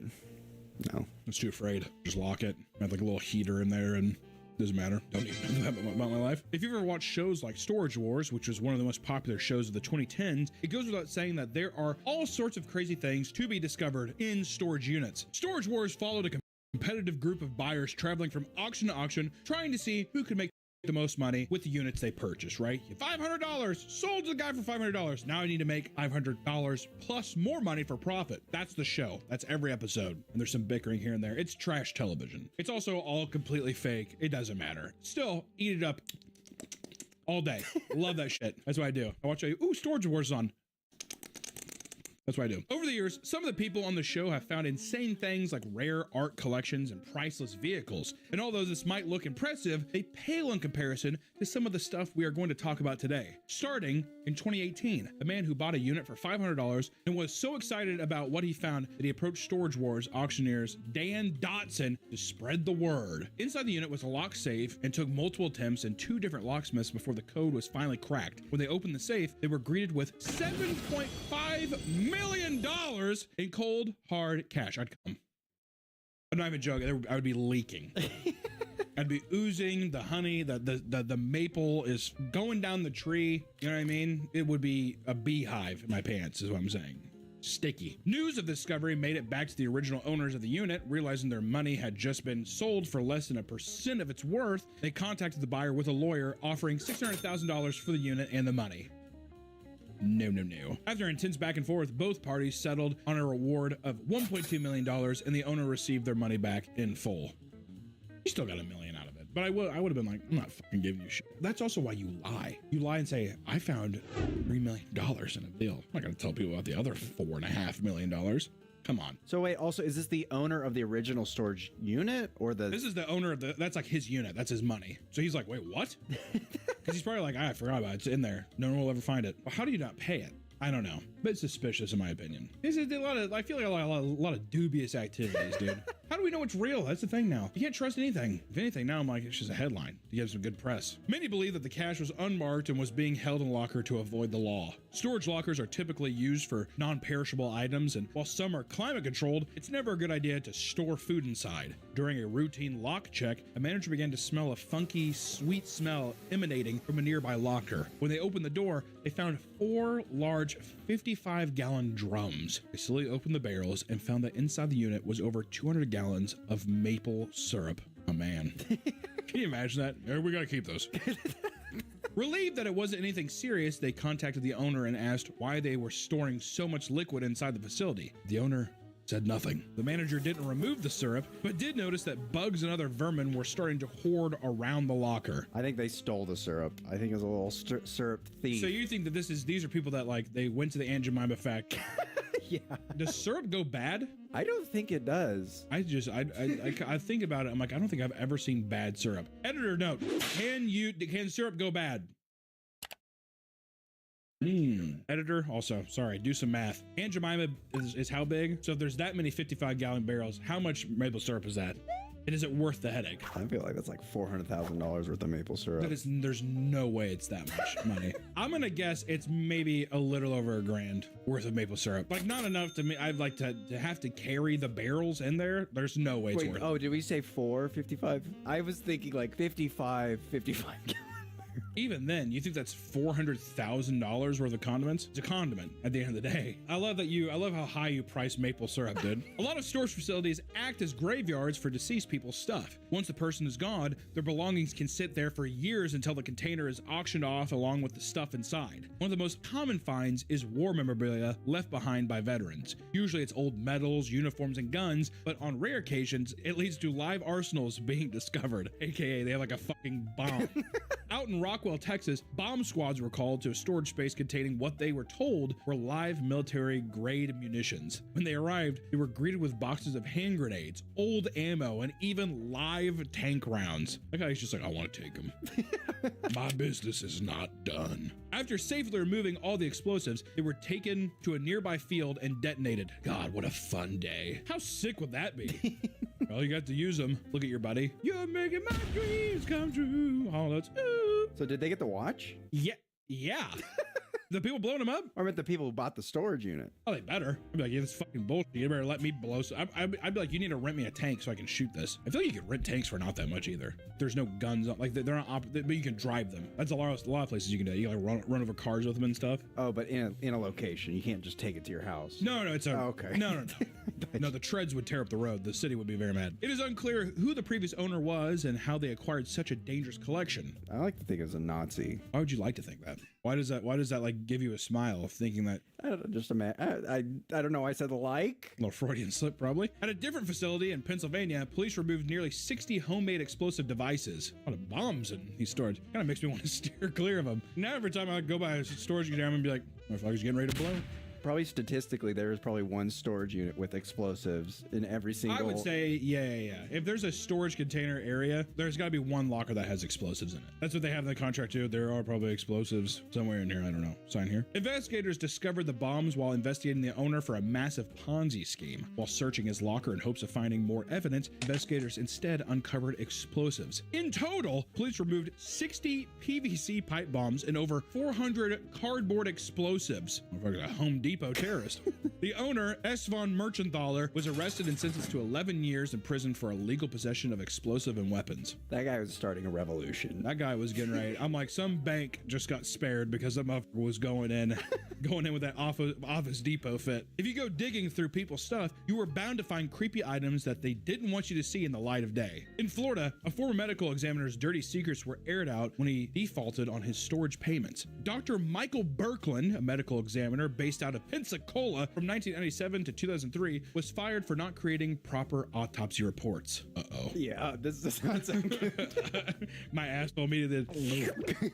Following his departure, he continued performing autopsies until 2007, when he stopped altogether. And in 2012, Michael's storage locker was auctioned off for $900 as he could no longer afford it. When the new owner started digging through the stuff, he found a stack of boxes in the back corner and was disgusted by what he found. Inside were organs belonging to over 100 different people. Brains, lungs, livers, and hearts were all found in formaldehyde. That would be a smell alone. When you open that store, you would have to smell it. Formaldehyde is strong. But it should be sealed, right? Yeah, but I would still think of, 100? I would assume that you'd be like, it smells weird in here, which maybe all storage units have like a funk, but formaldehyde, I feel like you can smell that shit still. I feel like it would emanate a little bit of scent. Even worse, the organs were stored in basic Tupperware and double gulp cups from local gas stations. That definitely has a smell then. I thought they were in jars. Oh my God, not even glass jars, plastic Tupperware and big gulp cups, dude. Fucking big gulp cups. Police quickly tracked down Dr. Berkland and all the organs were removed. He was charged with keeping a public nuisance, improper storage of hazardous waste, and driving with a suspended license. Just threw that on top. They're like, we gotta make sure we get this motherfucker. 10 families were notified of their deceased loved ones being found in the locker. Michael never faced any jail time. How? Because he posted his $10,000 bond and walked away. Posted $10,000 bond, but was unable to afford the storage. I'm telling you, every one of these is just a little suspicious, isn't it? To be fair, if he's putting the brains and organs in big gulp containers, I don't think he really gives a fuck that much. So that's kind of cool. Yeah. threw it in there. I want to know why he did it. Do you think it's just trophies? Probably. If you're doing the autopsy stuff, you have to have a fascination with the human body in some way where you're maybe what do you probably they're probably like prize organs. That's the most beautiful liver I've ever seen. You got to take a little trophy every time you cut someone open. Well, exactly. You're not gonna need this in hell. I thought he was going to do something much more diabolical. I thought he was fucking dead bodies. Because also, that's another thing too. People that do autopsies and shit, this is me just completely speculating and no real fact to it. I imagine a lot of those people fuck the bodies. I think men that have dead women in there, I think they definitely have sexual Actually, bodies. I think I've read that women are actually more likely to do something to the body. If a guy dies with a boner, the boner stays. Because the blood stays there, right? Because it's not circulating anymore. What would a woman do? Now that I said that, I don't know. Fingers all calcified, whatever, and she's just like, hey guys, this video is sponsored by Starforge Systems. Head to Starforge Systems and check out their holiday sale to get up to $900 off on PCs and gaming accessories. Whether you're in the market for top-notch PCs or customizable accessories, check out the link below to see all their great options, and thank you for sponsoring this video. Back to the video.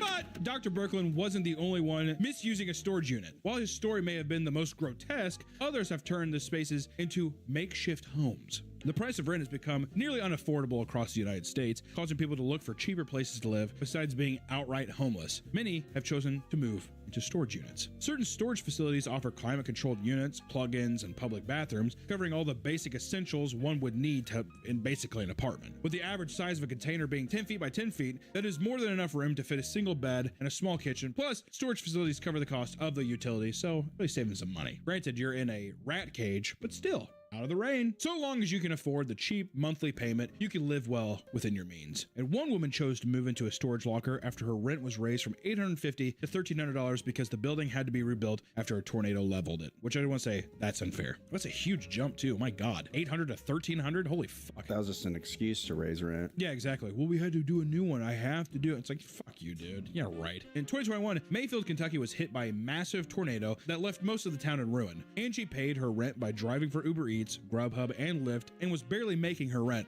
But after the tornado destroyed her building, it was sold to new owners who raised the rent to $1,300 a month to help pay for the renovations. Tired of living in a one-bedroom apartment with a collapsed roof, she decided enough was enough and packed up all of her things and lived in her car. Since her car was crammed with stuff, she couldn't do ride sharing anymore, so she decided to rent a storage unit. At the time, she also began dumpster diving for Nike shoes and selling them online, which we've discussed too. But the dumpster diving thing, good way to make quick cash, especially if they're nice shoes. Why the fuck not? So she upgraded to a larger unit to store her inventory after discovering it had a power outlet. She brought in items like a fan and lamps and eventually decided to stop sleeping in her car and live in her locker full time. Angie was able to live in the facility for quite a while, living off her Uber and Grubhub money. However, she was eventually evicted because she was found storing her stuff in units she didn't pay for.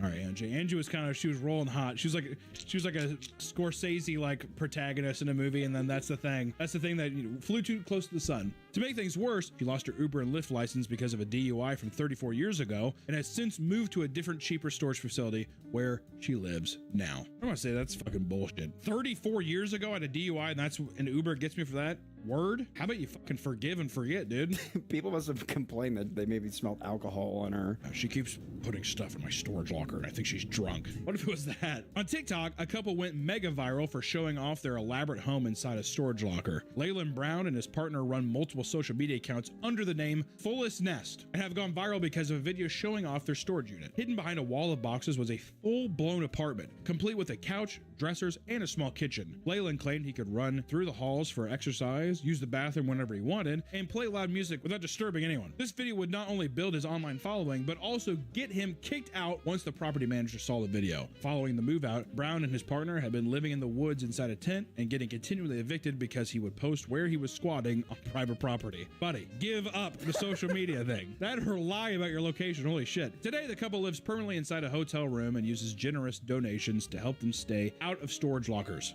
Despite there being numerous instances of people living inside these facilities, it is actually against the law to do so. Some places have input extreme measures to ensure that people don't attempt to create makeshift homes. Managers are trained to identify suspicious activity and contact the police as soon as they suspect someone is living inside a unit. Additionally, more security guards are being hired to patrol, making it increasingly difficult to stay overnight. New locations are being built to be more hostile inside, with no restrooms on the property, no electricity or temperature control, and even poor circulation to prevent air from circulating.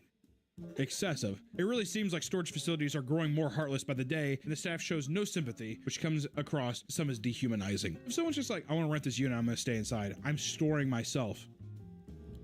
What's the big fucking deal? It's a violation. It's a code violation. Also, you're not paying enough rent to live there. Yeah, exactly. Well, do you think they're just like, well, you're just gonna be somebody using the bathroom way more. Utilities are gonna go up. I'm gonna start my own storage facility, and then I'm gonna have an option to live in the storage unit for a little extra. You have to sign a waiver being like, if you die from a heat stroke in here because I've done the AC sucks, you're in a storage unit. Okay, you can't sue me. You need to realize this is a storage unit, so they don't come to me and be like, it's too hot in here. Is it? You know what I mean? That's fair to me. Like any business, you're going to encounter weird customers, and storage centers are no exception. For some reason, the halls of metal doors and concrete flooring really get people hot and horny. Numerous cases of people getting caught having sex have been reported, and what is even more strange is that 90% of them are cheaters trying to find a hidden place to elope. I'm going to treat my baby right. I'm taking her to the storage unit. It's hot in here. Because, yeah, you could set up a bed. Oh, yeah, that's a good idea. Easy. Jesus. God damn, dude, you need to calm your ass down. In Cleveland, Ohio, the chief of police was found cheating on his wife with another woman. Chief of police is so funny. Wes Snyder had served as police chief for a decade and was widely respected for his dedication to the city.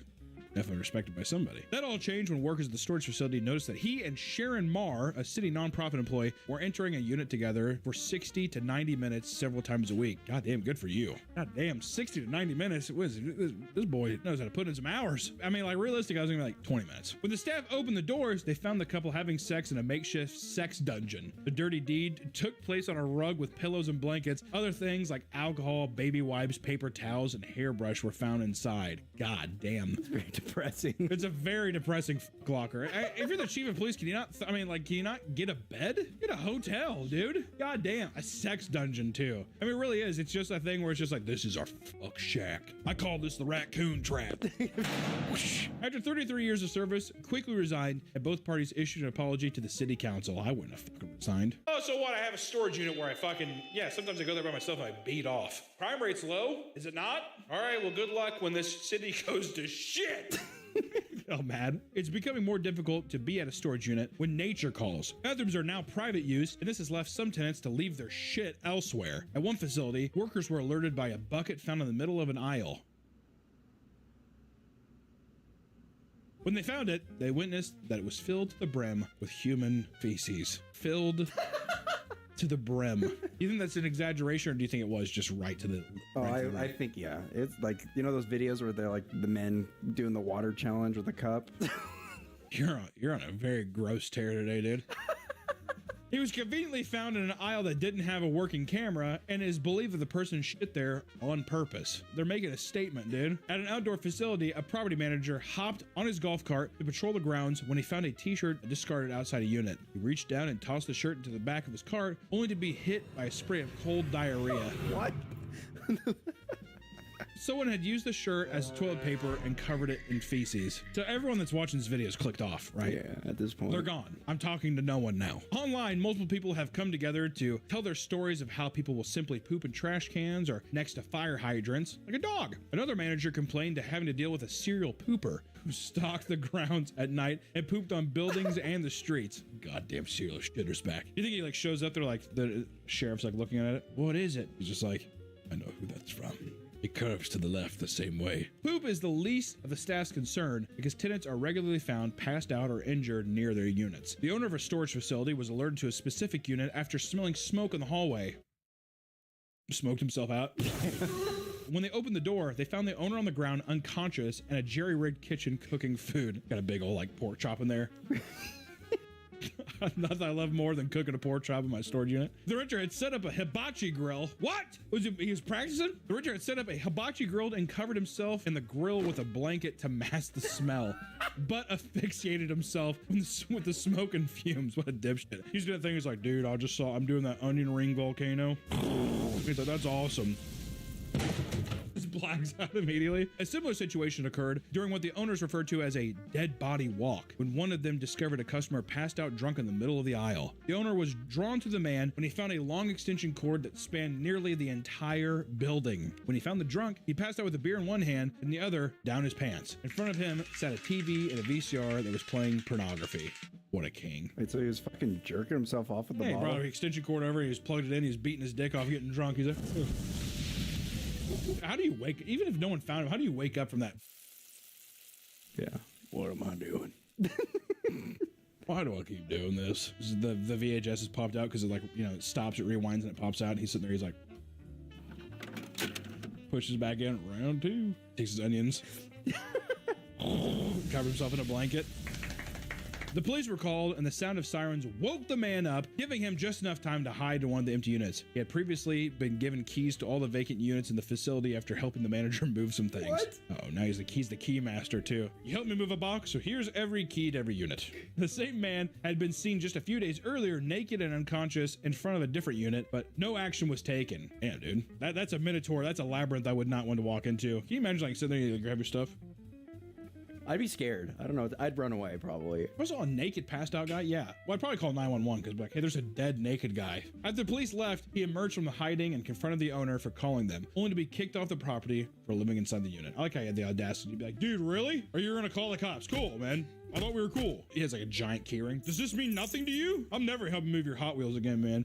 Hot Wheels, Matchbox cars, not doing it, dude. NASCAR, I'm not doing none of it. Not moving the cars anymore, man. In another unit, a tenant was evicted after the manager discovered bloody handprints and smears stretching from the front to the back of the unit. According to the manager, the space was packed to the ceiling, forcing the tenant to climb over her belongings to reach items in the back. In the process, she would cut her wrist and body on exposed roofing and metal walls, leaving streaks of blood behind as she crawled out. I completely understand though. Am I gonna take everything out? Just crawl over it. Yeah, I got cut up a bit, but I'll be okay. I wonder what if she died in there? It's like a saw trap trying to get to your Furbies in the back. Back in 2008, an obese 60-year-old woman. Why are you looking at me? Back in 2008, an obese 60-year-old woman came into the front office to pay her bill when she tripped and had the front door pin her to the floor.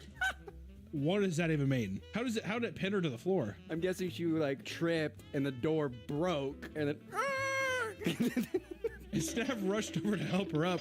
She was screaming and hollering in pain. Ah! The general manager was the first to reach her, freeing her leg from the door. Once free, she was dragged further into the lobby and rolled onto her back like a manatee. She tried to get up on her own, but she was so large that her gut prevented her from sitting up. Preach. Staff described her situation as rolling around on her back like a turtle and could not get up. That's a quote. That's a legitimate quote. Rolling on her back like a turtle. I thought they're just watching her. And they're just looking at her like, let's just wait for her to die. Eventually, the manager pulled her up off the ground, and staff were checking her over to make sure that she was all right when they noticed that she had pissed herself during the fall and soiled her pink sweatpants. You fell down and got pinned, I'm gonna piss myself. All right, that's not even an act of rebellion, that's just the facts. After she was deemed okay, she paid her rent but moved out about a month later. Because why? How embarrassing is that? Yeah, I'm gonna be fucking embarrassed every time I come in here. There's a girl rolling her back like a turtle and pissed herself, and we got it on camera. Renters can be a pain in the ass because of their behavior and odd possessions, but sometimes evictions are not enough punishment for these depraved people. There are numerous bizarre and horrific renter crimes. Tenants and managers don't always see eye to eye, but that doesn't mean they can't get along. Eric Adams worked at the 1 in 5 mini storage near Portland, Oregon for 15 years and was liked by most of the tenants. After about 5 days without hearing from Eric, a friend drove to check on him. He opened his storage unit and found Eric dead on the floor. Police determined that the cause of death was blunt force trauma from items found in his own unit. Suspicion grew when none of Eric's valuables were taken, suggesting it wasn't a robbery. His death would remain a mystery for a year until police gained access to the keypad records and found that one tenant was at the facility during Eric's final moments. Rob Caputa had entered the facility around the same time that Eric did, but after an hour, only one left. He was a long-term tenant at his unit since 2019, averaging about 55 items per month. But after Eric's last signed in, he avoided facility for 3 weeks. Not good, Rob. Suspicious activity, Robert. Rob was eventually arrested after DNA was found on Eric's body and was sentenced to 3.5 years in jail. That seems short. In court, it was revealed that Rob killed Eric after someone ran over his dog at the storage facility, and he blamed Eric for its death. He fucking John Wicked him. So he doesn't know if it's Eric. He's just like, you have to die. Yeah. Another man in North Carolina was locked in a unit for days without food or water by his girlfriend. Women, man. In 2024, police responded to a call at the Cooper storage compound from a man who claimed that he was locked inside his girlfriend's storage unit. When they opened the door, they found Gary Oxidine, weak and emaciated, on the floor. He had been surviving in the unit for days with no supplies until he found his phone in complete darkness and called for help. It took him 4 days to find what? How big was that store? 10 by 10? I imagine the first day he was just like, I wonder if on the last day he's just like, I really should look for my phone, actually. I'm not gonna die here. After his rescue, his girlfriend, Robin Deaton, was arrested and charged with attempting murder and kidnapping. However, after the charges went public, Gary spoke to the media and claimed that the accusations were bogus. He said he had simply fallen asleep in the unit and his girlfriend had locked it without realizing he was inside. Word. Come on, Gary. The pussy can't be that good, dude. This was in complete contrast to what he said in the 911 call, where he claimed his girlfriend was trying to kill him.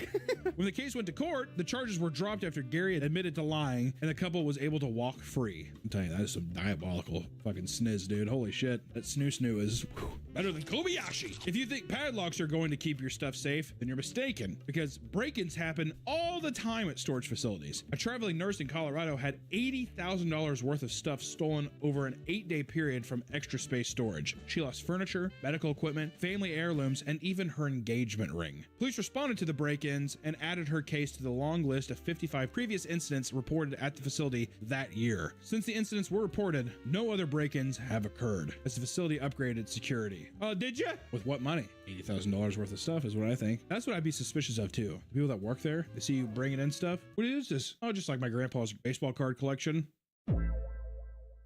I mean, look at the guy who gave his fucking friend the keys to the castle to go fucking open. Beating his dick off all day and fucking... Oh, boys, La Vida Loca, dude. At a different Extra Space Storage in California, 4 people lost thousands of dollars worth of stuff after thieves cut through thin sheet metal walls with a saw. One of the victims claimed the thieves stole most of the audio equipment, including TVs, car stereos, and mixing boards. Police wonder how the criminals were able to pull off the heist because although units are indoors, have a code at the front door, and they are equipped with cameras everywhere. California appears to be a hotspot for criminal storage activity. Just a couple 100 miles south of the last break-in, Steve Bohannon and his nephew purchased an abandoned locker for $80 at auction and were excited to flip whatever was inside. They were greeted with a bunch of boxes that read, "Danger, poisonous."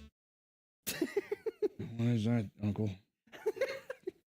After opening them up, they discovered that every single box inside the container was filled with meth, beakers, and safety equipment. Thank God. Steve called the police to report his discovery, and they arrived in full hazmat gear to safely remove all the drugs and the equipment. But just want to say, this is not me actually saying it, but don't get an extra storage thing. Extra storage seems like a scam. That's not me saying it. Disclaimer, I'm not really saying that, but extra storage seems like a bad place to keep your stuff. I wouldn't do that. Not that I would say that. Everything I'm saying is a lie. It might just be best to keep all your stuff at home and not risk enduring the horrors of modern day storage facilities. Between unruly guests and incompetent managers, you never know what you're gonna get. And if you're not careful, you might just lose everything. However, if you need to rent a storage unit, make sure to do your research. And if you're choosing to live in one, Godspeed. If you live in a storage unit right now, send pics and record your setup. Actually, that's true. If you do live in a storage unit, please tag me on social media so I can see it. Post it to our subreddit. And then also just type in Phoenix Foxtrot Harbinger in the comment section. And only us Papa Meat stands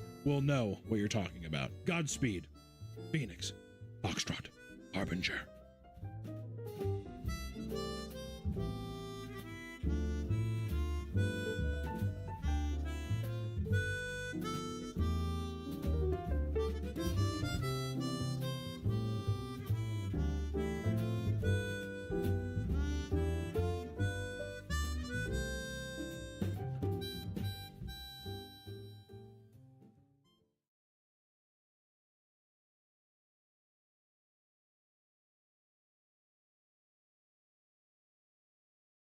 Really? You wild stallion. All right, we're good. You wild minx.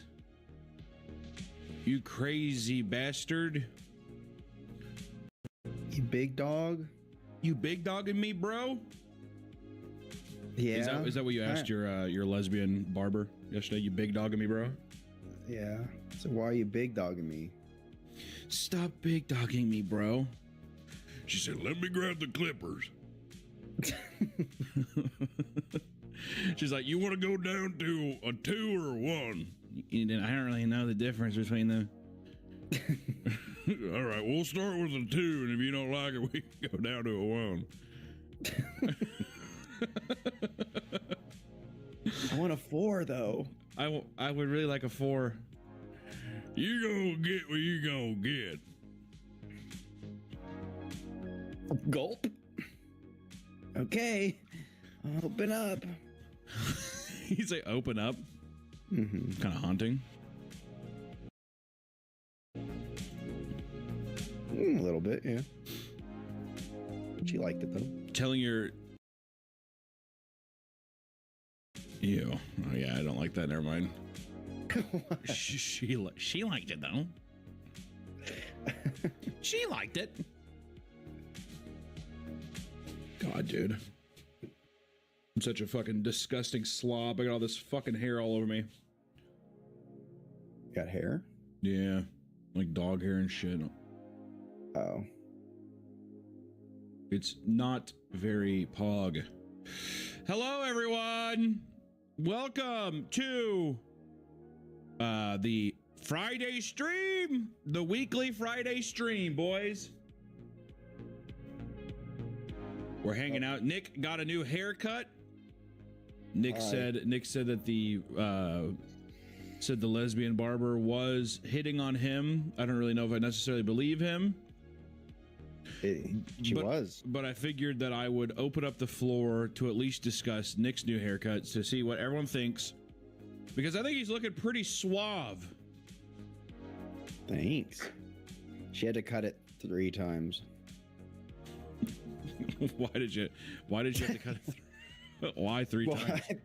I first go in, I show her the picture I want, and I'll send it to you. And yeah, send me the picture, and I can at least show them what it is so far. Let's see. And then, well, she's like, "Oh yeah, we could do that." And then she's like, "Okay, well, why are you cutting?" She asked why I was cutting it, and I was like, "Well, I was growing it out, and I kind of want to have long hair." And then she was like, "Well, you look great in long hair. It's like if we should try to keep this length." You know, and start playing with my hair and stuff. So just to reiterate, this is you trying to make a case for the woman hitting on you, is what you're saying? Yes, exactly. Okay. And then so anyways, okay, so like actually hold on. I just looked at my Discord. Wow. This is you showed this person these pictures and you're like, make me look like this? Yeah, make my face look like this. Okay. All right, let me extremely handsome. Let me pull these up to really show how this woman was supposed to move mountains for you. Can I have do you have a picture of yourself before you went in? So with your old hair? Yeah, let me get an old hair, so then at least I can show them so far what it is, and then I'll show what you went in with. I'll get a good. I was in Europe, so let me get it. Yeah, he was in Europe. He just got back. He's thinking he's hot shit now. Thank you guys for joining all the memberships here. Spanky, Sup Meat Man, what up, dude? Badu, how you doing? Nick's haircut better not look stupid. Well, we're about to fucking find out. Nick looks human now. We'll see. We will see. We'll see. We'll see. It looks good. It's a good haircut. It is good. Okay, so here we go. Yeah, so I'll download both of these. I really don't understand the Japanese. Yeah. This other one, you look nice, but you look like a lesbian for sure. in the white shirt, that is. Yeah. All right, let me pull these open real quick. Let me see here. All right, so Nick went in. For people that don't know, this was Nick's last haircut. Behind the camera, this is what he was looking like. Not bad. Good. Long haircut. I always thought you kind of looked like an angry, like first grade teacher. What? Angry? Yeah. Why do I look angry? Like there's a false sense of security with the smile. All right. And then this is the other one. This 100% looks like a lesbian. Now is this in Germany or where is this at in Europe? This? Yeah. Is this Rotterdam? I think this is Rotterdam. Rotterdam. This is Netherlands. Didn't know that was even a place. All right, so yeah. Now that we have context to what Nick's hair looked like, these are the images that he brought to this wizard, to Merlin.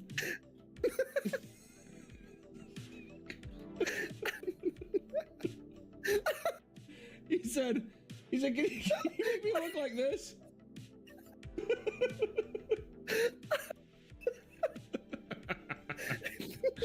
I just think I just kind of want to get shaped up to look like this. Which now let me ask, before I show the haircut, so she had to cut it 3 times. What was wrong with the first 2? What was wrong with the first one, and then what was wrong with the second one? So the first one, I was like, well, I want to see what it looks like with just a trim, which it wasn't a trim. She did like this weird, every time I go in for like long haircut, they always cut it horrible. I wish I took a picture, but it's like they slick it back and like shave my sides down a little bit. You are giving them such a task, though. They're like, I don't even know. They're sitting there. They're like, I don't even know how to approach this. Well, I don't know if I probably just didn't explain exactly what I want, you know? Yeah. Well, how did you explain it?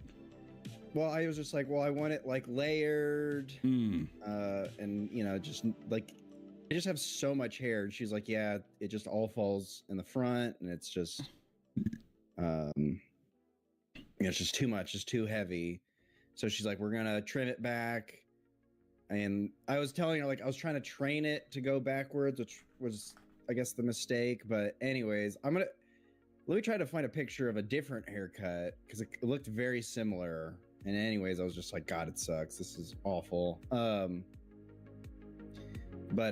Anyways, so she cut it. It's still long, and she's like, how are we vibing with this? And I was like, to be honest, it's like I hate it. She's like, okay, no worries.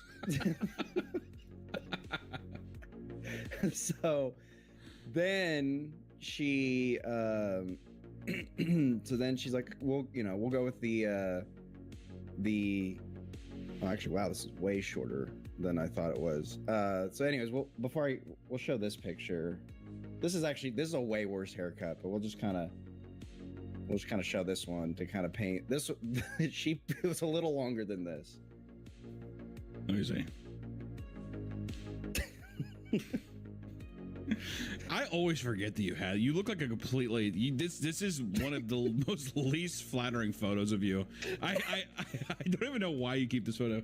Also, look how you look so much like the vegan teacher. It's crazy. Yeah. Isn't that wild? Wow. This is like, seriously, I don't know, like, this makes me think that you went to Turkey and you like fucked with your hairline and everything. I don't understand this photo. This is such an unflattering photo of you. This was one day. I got the haircut.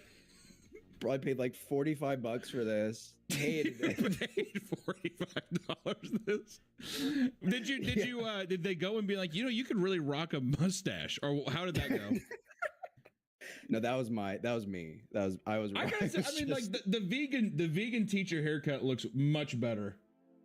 Yeah. No, yeah. Anyways, so she cut it. It was longer. It was still long, not as short as that picture, but it was just like. So I said I didn't like it. She's like, okay, no worries. So then she started trimming it down to what I wanted, but she's like, let's try to make it a little longer. Right. And then it looked like I had a bowl cut. Like the sides are super poofy, and she was done. She's like, how does this feel? Oh, so then that was the second one. That was the second round. Yeah. And I was just like, and then she like moved it around. I like played with it, and she's like, okay, yeah, it's not good. It doesn't look good. Here, we'll cut it shorter. and then she like trimmed down like my sides more, and then because like before I looked like I had a light bulb head with like the way the top was just like very poofy. And then she trimmed it down and layered it a lot more. Because I was sweating in my chair because I was like, oh god, I'm going to go to somebody else. And this is where we ended up, which is this photo. Can you make sure the finished product? Yeah. So now this is the new and improved Nick.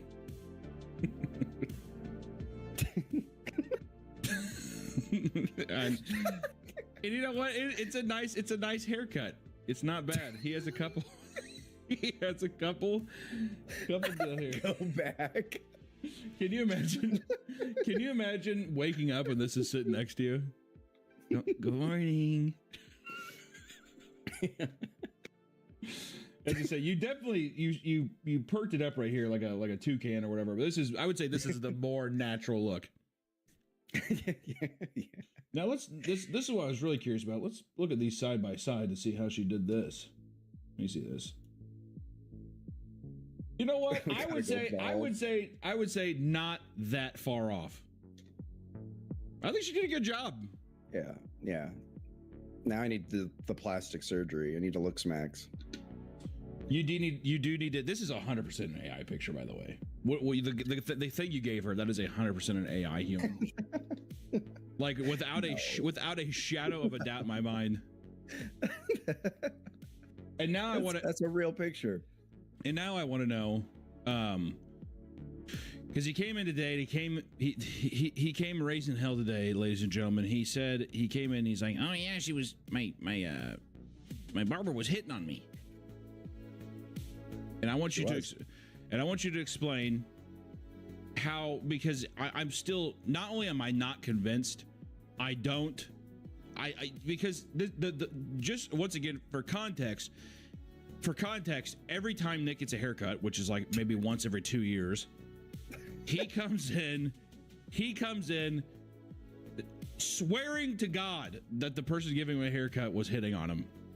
And almost every time, well, I'm just gonna let you go ahead and just. Okay. Go ahead and just. So I sit down. Yeah. Sit down. We do we got the prep talk. Like, what do I want? She's saying you look good. You look beautiful in long hair. She's like, you got this great square face, this great hairline. Okay, so I'm gonna pause you right there. Did she actually say it like that, or did she say, "Oh, you have really nice hair. You have a nice hairline. You have a nice. Oh, it looks really good." No, she was saying it that slow and seductively. Yeah. Okay. Yeah. Exactly. Okay. Super nice, by the way. She's a nice person. It sounds like it. Yeah. Okay, and then so she gets a cutting, and the first conversation she has is, so, like, are you seeing anybody? Are you married? Do you have kids? And I was like, oh no, I'm single. And she goes, oh, really? It's like, that's surprising. Like, how come? You've been, dating? And I was like, yeah, just, I started, basically told her, I was like, oh, I moved to Kansas City. Yeah, you're oozing confidence in the conversation. She's baffled. She walked in, she saw the vegan teacher walk in. She says, what? Single? How do we know that she wasn't being extremely sarcastic with you? Maybe. No. Maybe she was. No. Okay. I guess hell's freezing over. And then, anyways, so she's like saying, it's like, well, it's like, she led with like, she said something along of like, not this exactly, but like, my taste in men aren't as great. I've been married twice. Nice. So anyways, but then she's like, she asked me how old I was. I was like, oh yeah, I'm 33. And then she's like, oh my God, I'm 33 too. And then she's like, what's your birthday? And I was like, April. She's like, oh my God. Is that like Aries? I was like, no, Taurus. She's like, oh my, I'm Capricorn. She's like, earth signs. Wow. I do like how you gave her a bit of you gave her a bit of zest back. What is that, Aries? No, it's Taurus. You stupid bitch. She's like, I'm Capricorn. Okay, cool. And then she said something else like, Yeah, oh, my daughter's. Yeah. Yeah. But anyway, she's doing the whole horoscope thing, yada yada yada. And she said a lot more. I was getting all these vibes like, God damn, she's, I feel like she's gonna ask me out on a date by the end of this. Really, it was that intense. Yes, is that intense? You don't think it's because that you're a man getting a haircut and she's trying to get a better tip? You think that she was? I don't know. She seemed like very, hippie. So she was like, she's. I forgot how this came up, but she was talking about like, yeah, I don't even sell product. Well, first of all, she's like, hey, you're my last client. We could take as much time. It was also late too. There's like some mishaps or whatever. Anyways, she's like, don't worry. Like, same thing with the haircut. She's like, don't worry. Like, we'll take as much time to get what you want. There's a horrible accident. I don't want to go into it. And then she, she said like, I want to make sure you look good. Like, I'm not going to sell you on. She mentioned something about. She started talking about like she doesn't sell product. She's like, I'm not into that. Like, I'll recommend you something, but I'm not going to sell it to you. I don't care about like sales and all that. I just want to, to cut hair and make people look good. Like, I'm here for you. Right. Type thing. Which is maybe just a sales pitch. But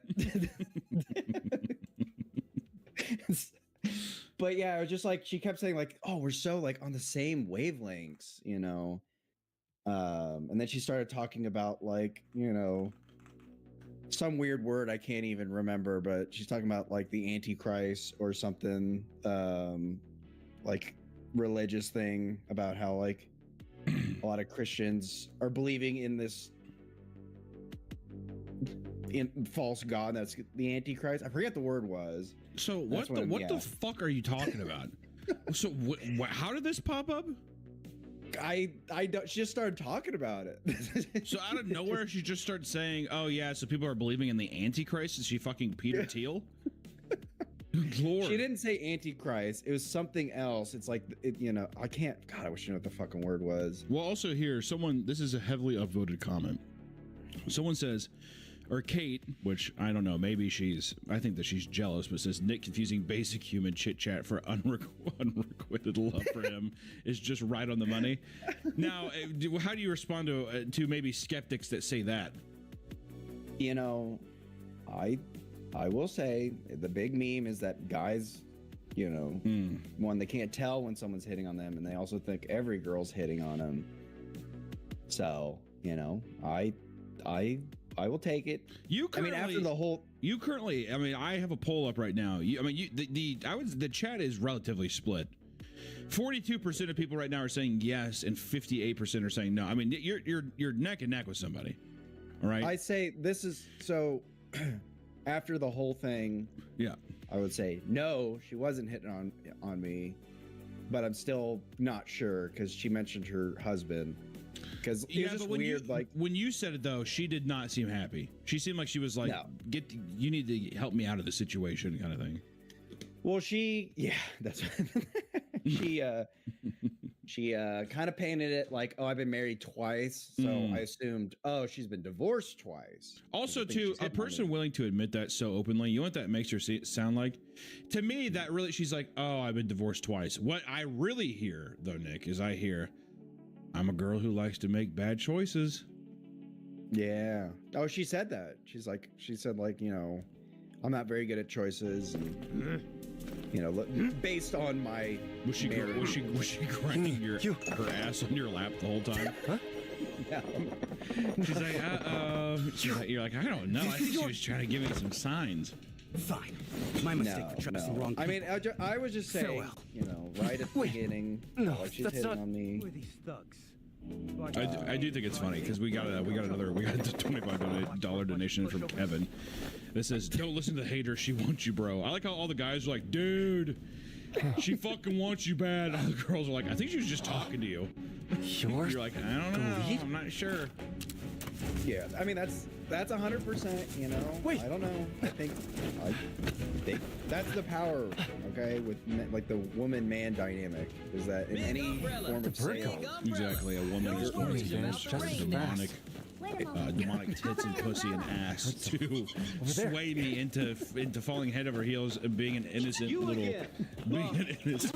right? Exactly. We got a final donation from Whitley that says, "Hey, Father, can you say hi to my fiance Shelby and tell her where we can send your wedding invite." Hi, Shelby. Send it to hell. I'm not going to your fucking wedding, dude. That made it sound very personal. I don't plan. I don't want to go to a wedding. I'm sorry. All right.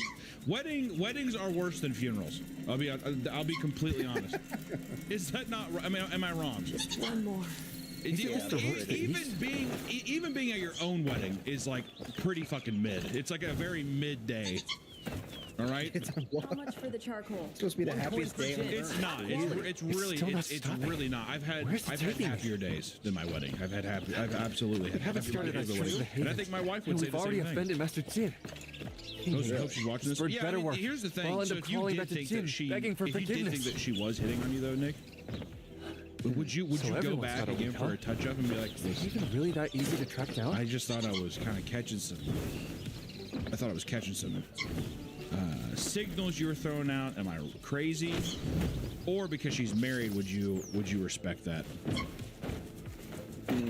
Oh, she's married. She's got to hit on. She's got to ask me. That's the thing. I ain't breaking that social boundary. I love that. Would you respect that?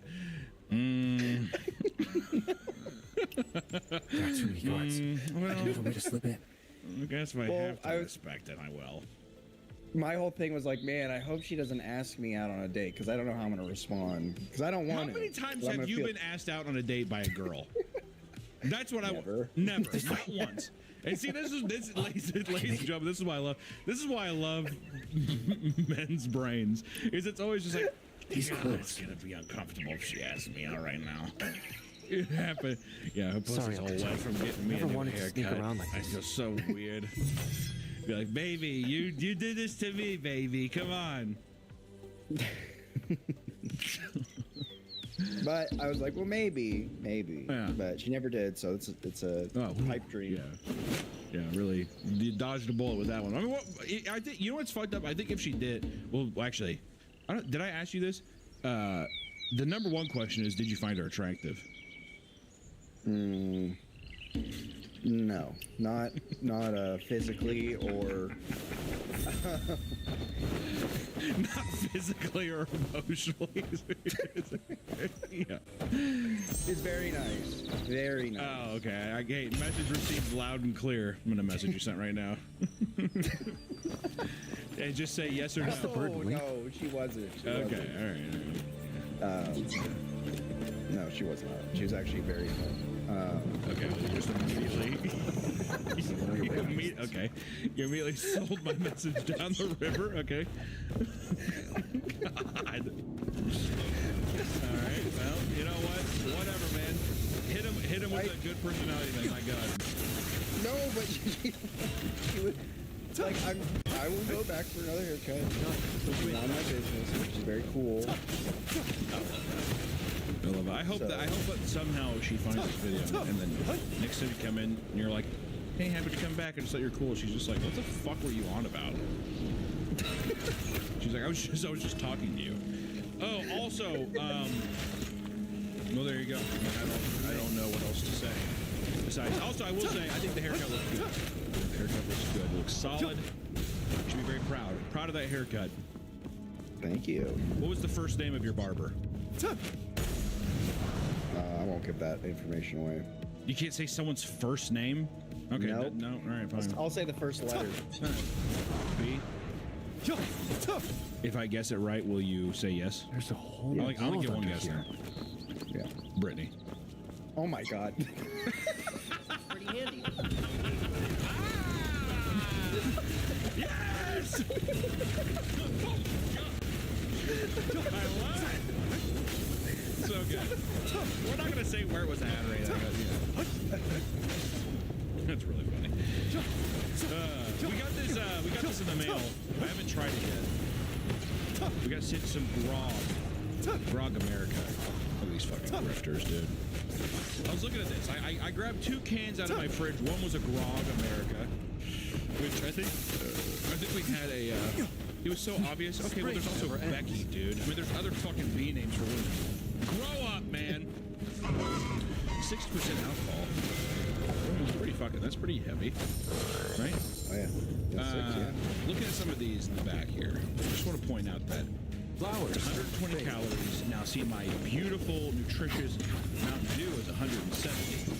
So for 50 more calories, I can just have a Mountain Dew. And I'm not going to get into the schematics of how much sugar and all that kind of. Yeah, that's irrelevant. But we're going to sit here. Let's do a little ASMR test here. Let's see.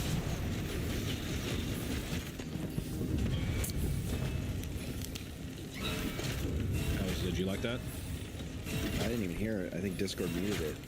Well, just know that I thought it sounded pretty good. Sniff test? Smells like a bomb pop. It's definitely a bomb pop. I guess that's pretty obvious, but it smells good. It smells good. It smells like a bomb pop. Would people? Is Grog one of the better, one of the best YouTuber like drink products or something? You think?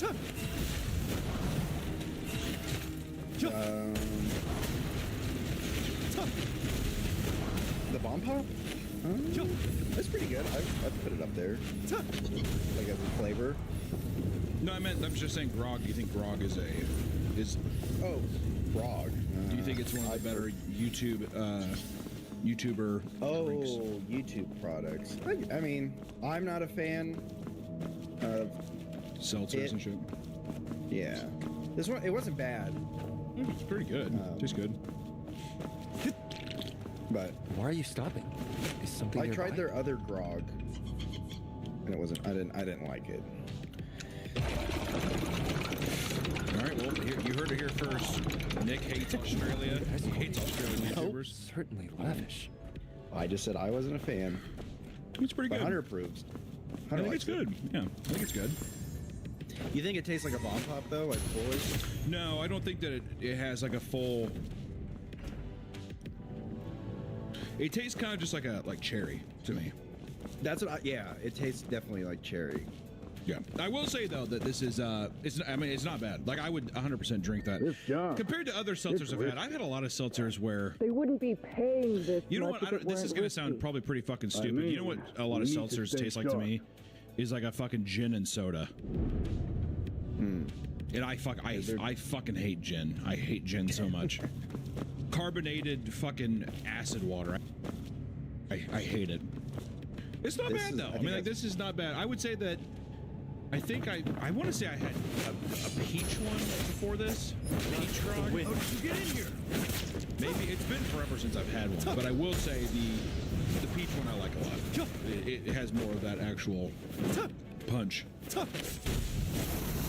think I like this one over the other ones. You think so? I mean, it's nice. If you like cherry, it just tastes like a cherry pop. Mm-hmm. Also, it's not 6% alcohol. It's pretty good too. I mean, also the brand. I like the branding too. Do you like the can? I like the can. I figured you'd like it. I knew Max was gonna throw some fucking Japanese bullshit up on this. See, that's smart though, dude. Because all these fucking people who watch YouTube just love Japanese bullshit. I figured you'd be. It's a dying culture. We need to bring it back. I know those motherfuckers need to start fucking big time. It's unbelievable. Horny ass culture. It's crazy. Birth rate hella down, dude. It's good. America Japanese text. It does feel. It does feel weird having it be like grog Japanese and then just right underneath it America. it's very. I don't even know what the fuck I'm trying to. I'm like. No. Those Australian fucking grifters trying to break into our market. Burn them down, man. It's good. It's cherry. It's cherry. I would not say it's a bomb pop flavor. But, I mean, does bomb pop taste more than anything than cherry? Really? I mean, what else is the flavor in a bomb pop? Because when I think about a bomb pop, I'm just thinking of like cherry. I know there's blue and there's white, but I don't really know what else. Yeah, I think more of the blue flavor, but that's because it's at the very end. You know, it's like the last thing. So it's cherry, the red, lime, lime, and blue raspberry. I like it.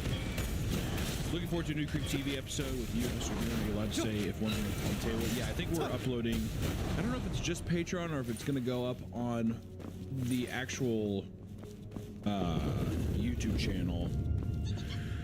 What the fuck was it? It was Gemini Home Entertainment. That's what it was. That's the one we did. No Nick Cam. He doesn't have a webcam. Blame him, not me. Sorry, guys. Here, read us some of the donations too. Interact with read us some of the donations here. Let me pop it out. Rip Joe Rogan. Did Joe Rogan die? There's no way. Man fun. There's 70 billion cameras around here. I can't convince him. Right? It's like telling an alcoholic, hey, quit drinking. It's like he has to do it on his own at this point. All right. Faith. With 2 H's, 99 with $10 says, "Hi Papa, just found out that my boyfriend of 7 years was cheating on me. Why stop Please here? make the pain go away." Is there another mechanism? I can't. That's a fucking deep one. That's going to be affecting you probably for the rest of your life. So good luck with that. But I always say this when people talk about, you know, oh, my boyfriend of this, my girlfriend of that, we broke up, she cheated on me, whatever. I found out, I'm heartbroken, right? All that kind of stuff. You know what? You have to look at the positive of at least it's right now and not 10 more years in the future. You got to look at it like that. If you don't look at it like that, then it's going to eat you alive. Now you can actually start looking for somebody who actually gives a fuck about you. You know what I mean? Don't get me wrong. 7 years down the fucking shitter is bad. You know what I mean? But it is what it is. And let me tell you, there's going to be a couple fucking warning signs next time. You know, a little railroad crossing sign going off next time you're out on the prowl for some cock. But good luck. That is the good mindset. You gotta rip the Band-Aid off. I think so. You gotta do it. Stop the bleeding. Yeah, you're hemorrhaging blood. Good luck. Someone donated dollars and said, "Eat glass, Nick." That's pretty rude. What if glass is like a cool new slang for like love? That's probably what it is. Yeah, I'll take that. Zazzy Mazzy with $2 says, "Nick, McDonald's or Wendy's?" It's probably McDonald's. I love their chicken sandwiches. And they got these new refreshers, bangers. Yeah, Nick, that's a little known thing. I've never been with anybody in my life who orders like, I don't know, refreshers, slushies, or lemonades more than Nick. Like, anytime I go anywhere with him, it takes me back to like being at a pool when I was in 3rd grade with my friends. That's what it feels like. Motherfucker loves anything fruity, slush, juice, anything like that. He loves it. I love Otter Pops. I love popsicles, ice cream, fruit salad. Someone said Chef Ricotta for $2 says, "You suck at magic. I love you, Poppy. Me too." I suck at magic? Yeah, I agree. That is true. That is true. That's absolutely true. MRM Maida says, "Nick, I'm sorry Barbie wrecked your hair. Hope you recover soon." I think that no, don't, Nick. I heard the little hit to your stomach there. No, it's a good haircut. Don't listen to them. They're fucking jealous. I want to see that troglodyte put up a fucking picture of their haircut, dude. Yeah, send us a picture and let's make fun of you. Yeah, email us a picture right now of your haircut. To where? What email do we have? Me Kenyon Submit? Oh yeah, do we still have that one? Yeah, mekenyonsubmit@gmail.com. mekenyonsubmit@gmail.com if you're fucking brave enough to show your ugly mugs. You have pink hair? Ew! I got you, dude. I was actually, I was debating on dyeing my hair white. Oh my God! Were you actually? Yeah. You have got to calm down. You have got to stop watching anime, man. You have got to take a break every once in a while. Were you actually going to do that? Yeah. Oh boy. But I decided against it. Well, boy. Yeah. No. Also, yeah, dude, you're 35 years old.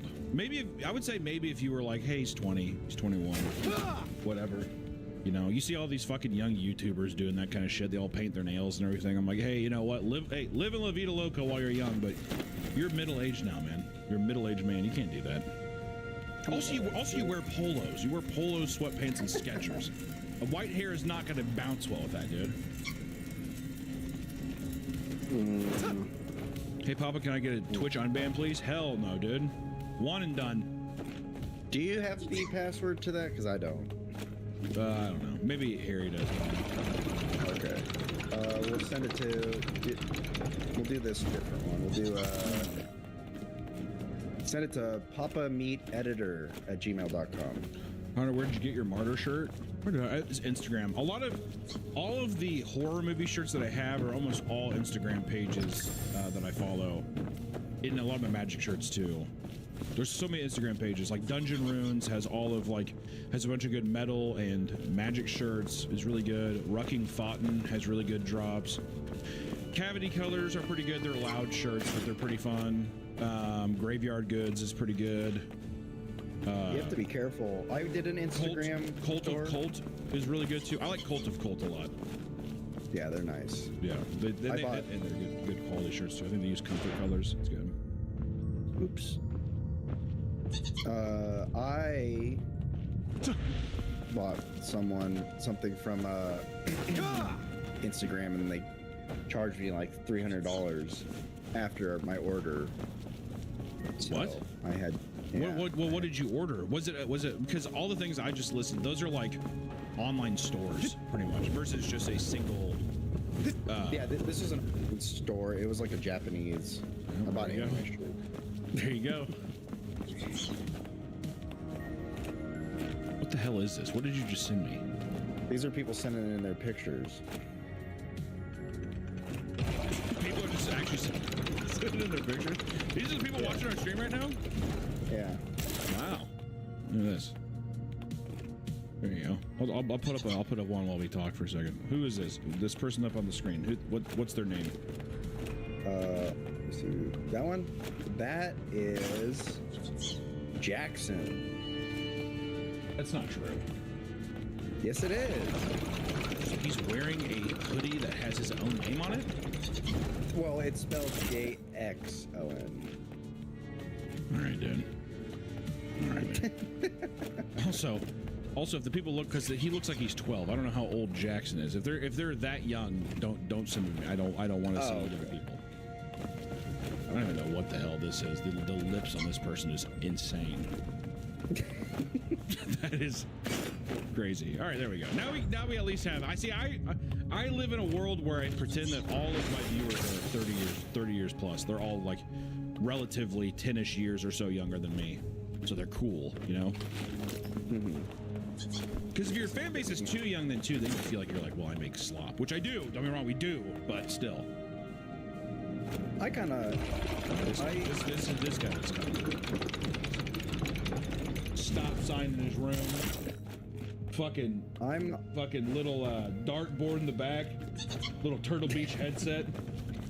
I can tell you right now, that room has got to smell musky. It's gonna be a little musty in that room, dude. It's so crazy too. This is a college man's room. Being in college, bringing girls back to your room and just being like, "Welcome to the dojo." And it's this fucking hellhole. It's this empty walled asylum. Every man, for the rest of time has their entire room is always it's an asylum. There's just empty walls. That's my every room in my. I know. Even your office. I try to put shit in there. Take a picture. Stand up and take a picture of your office when you came back. We're setting up the Rock of Love Season 3 right now, and Nick's room is usually so empty that we just decided to set all these up in there. Also, I don't know who this is. But this is the creepiest photo we've seen all day. Is this not this? Look at this. This man, it looks like he's just like, there's my victims. There's my victims. Let's count them out. 1, 2, 3, 4, 5, 6, 7, 8. I'm just kidding. We're joking. We're having a good time. We'll see. Yeah, we set up Nick's We set up Nick's room here. Yeah, they really decorated my room when I was in Europe. For the newest Rock of Love video, we made cutouts of every single girl, and then we just set them all up in Nick's office.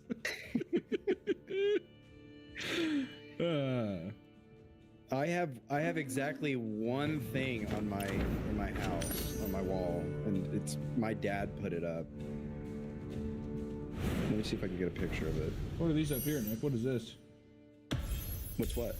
These up here. What is that? Up there. What is Hold on. 1 second. Oh, those are my girls. Those are my lucky ladies.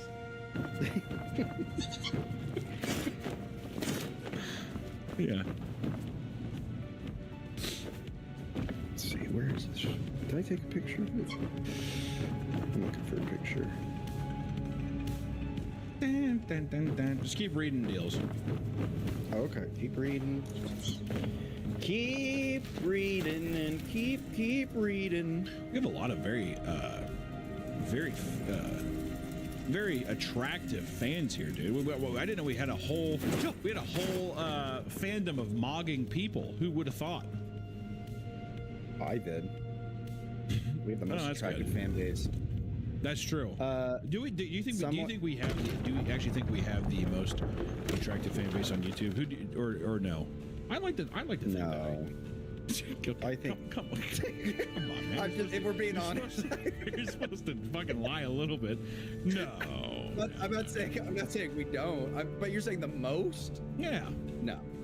I think that's some other big like super hot man or super hot woman, like some kind of beauty or fitness channel.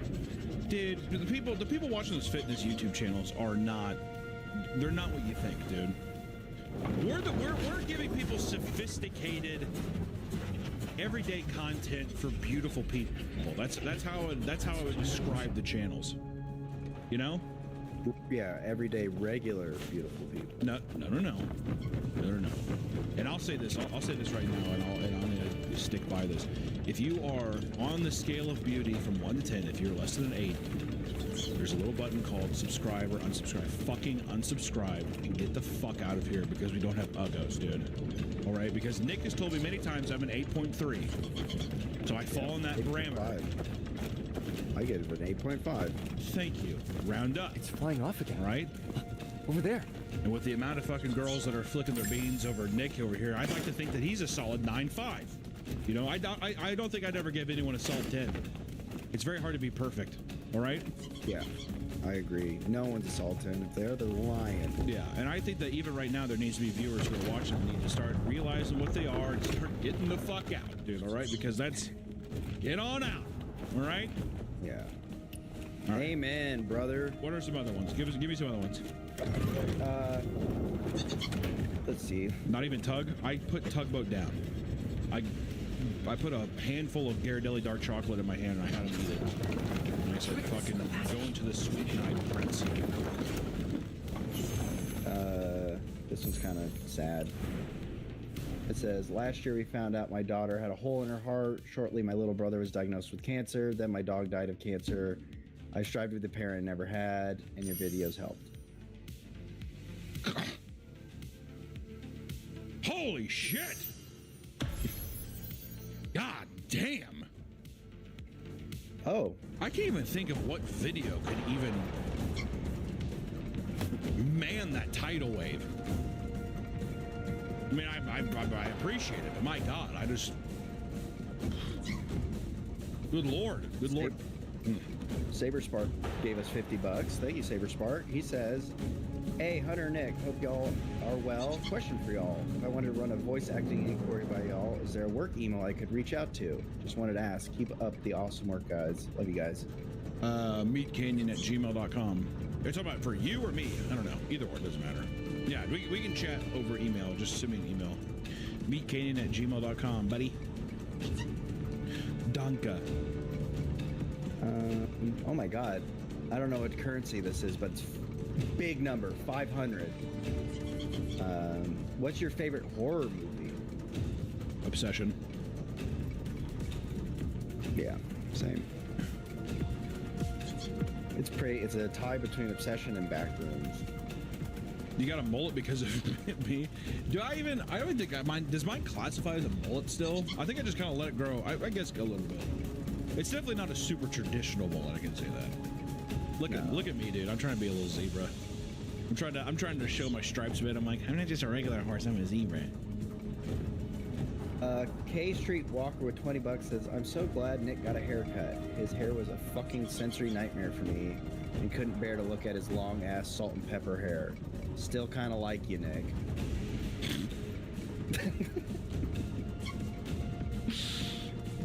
Wow.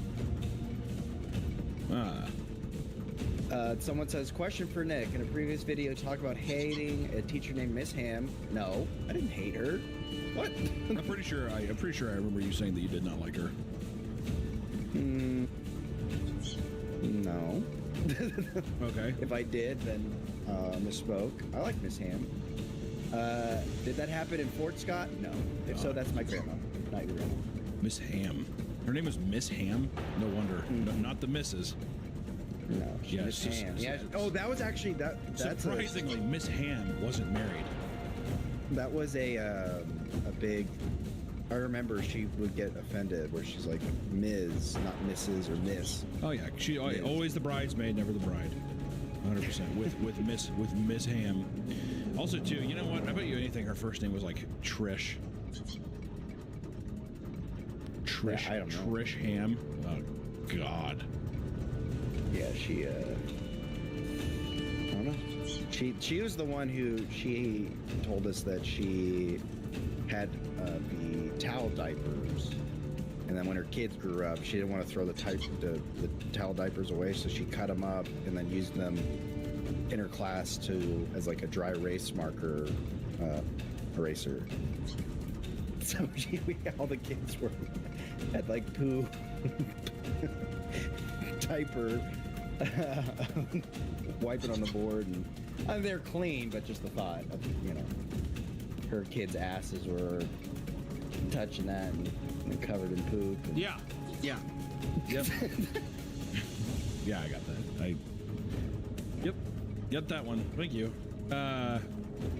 Someone says, Royalty Tune 69 says, Nick looks like James Buchanan Barnes. I don't know who that is. James Buchanan Barnes. Let me see. Oh, that's Bucky Barnes.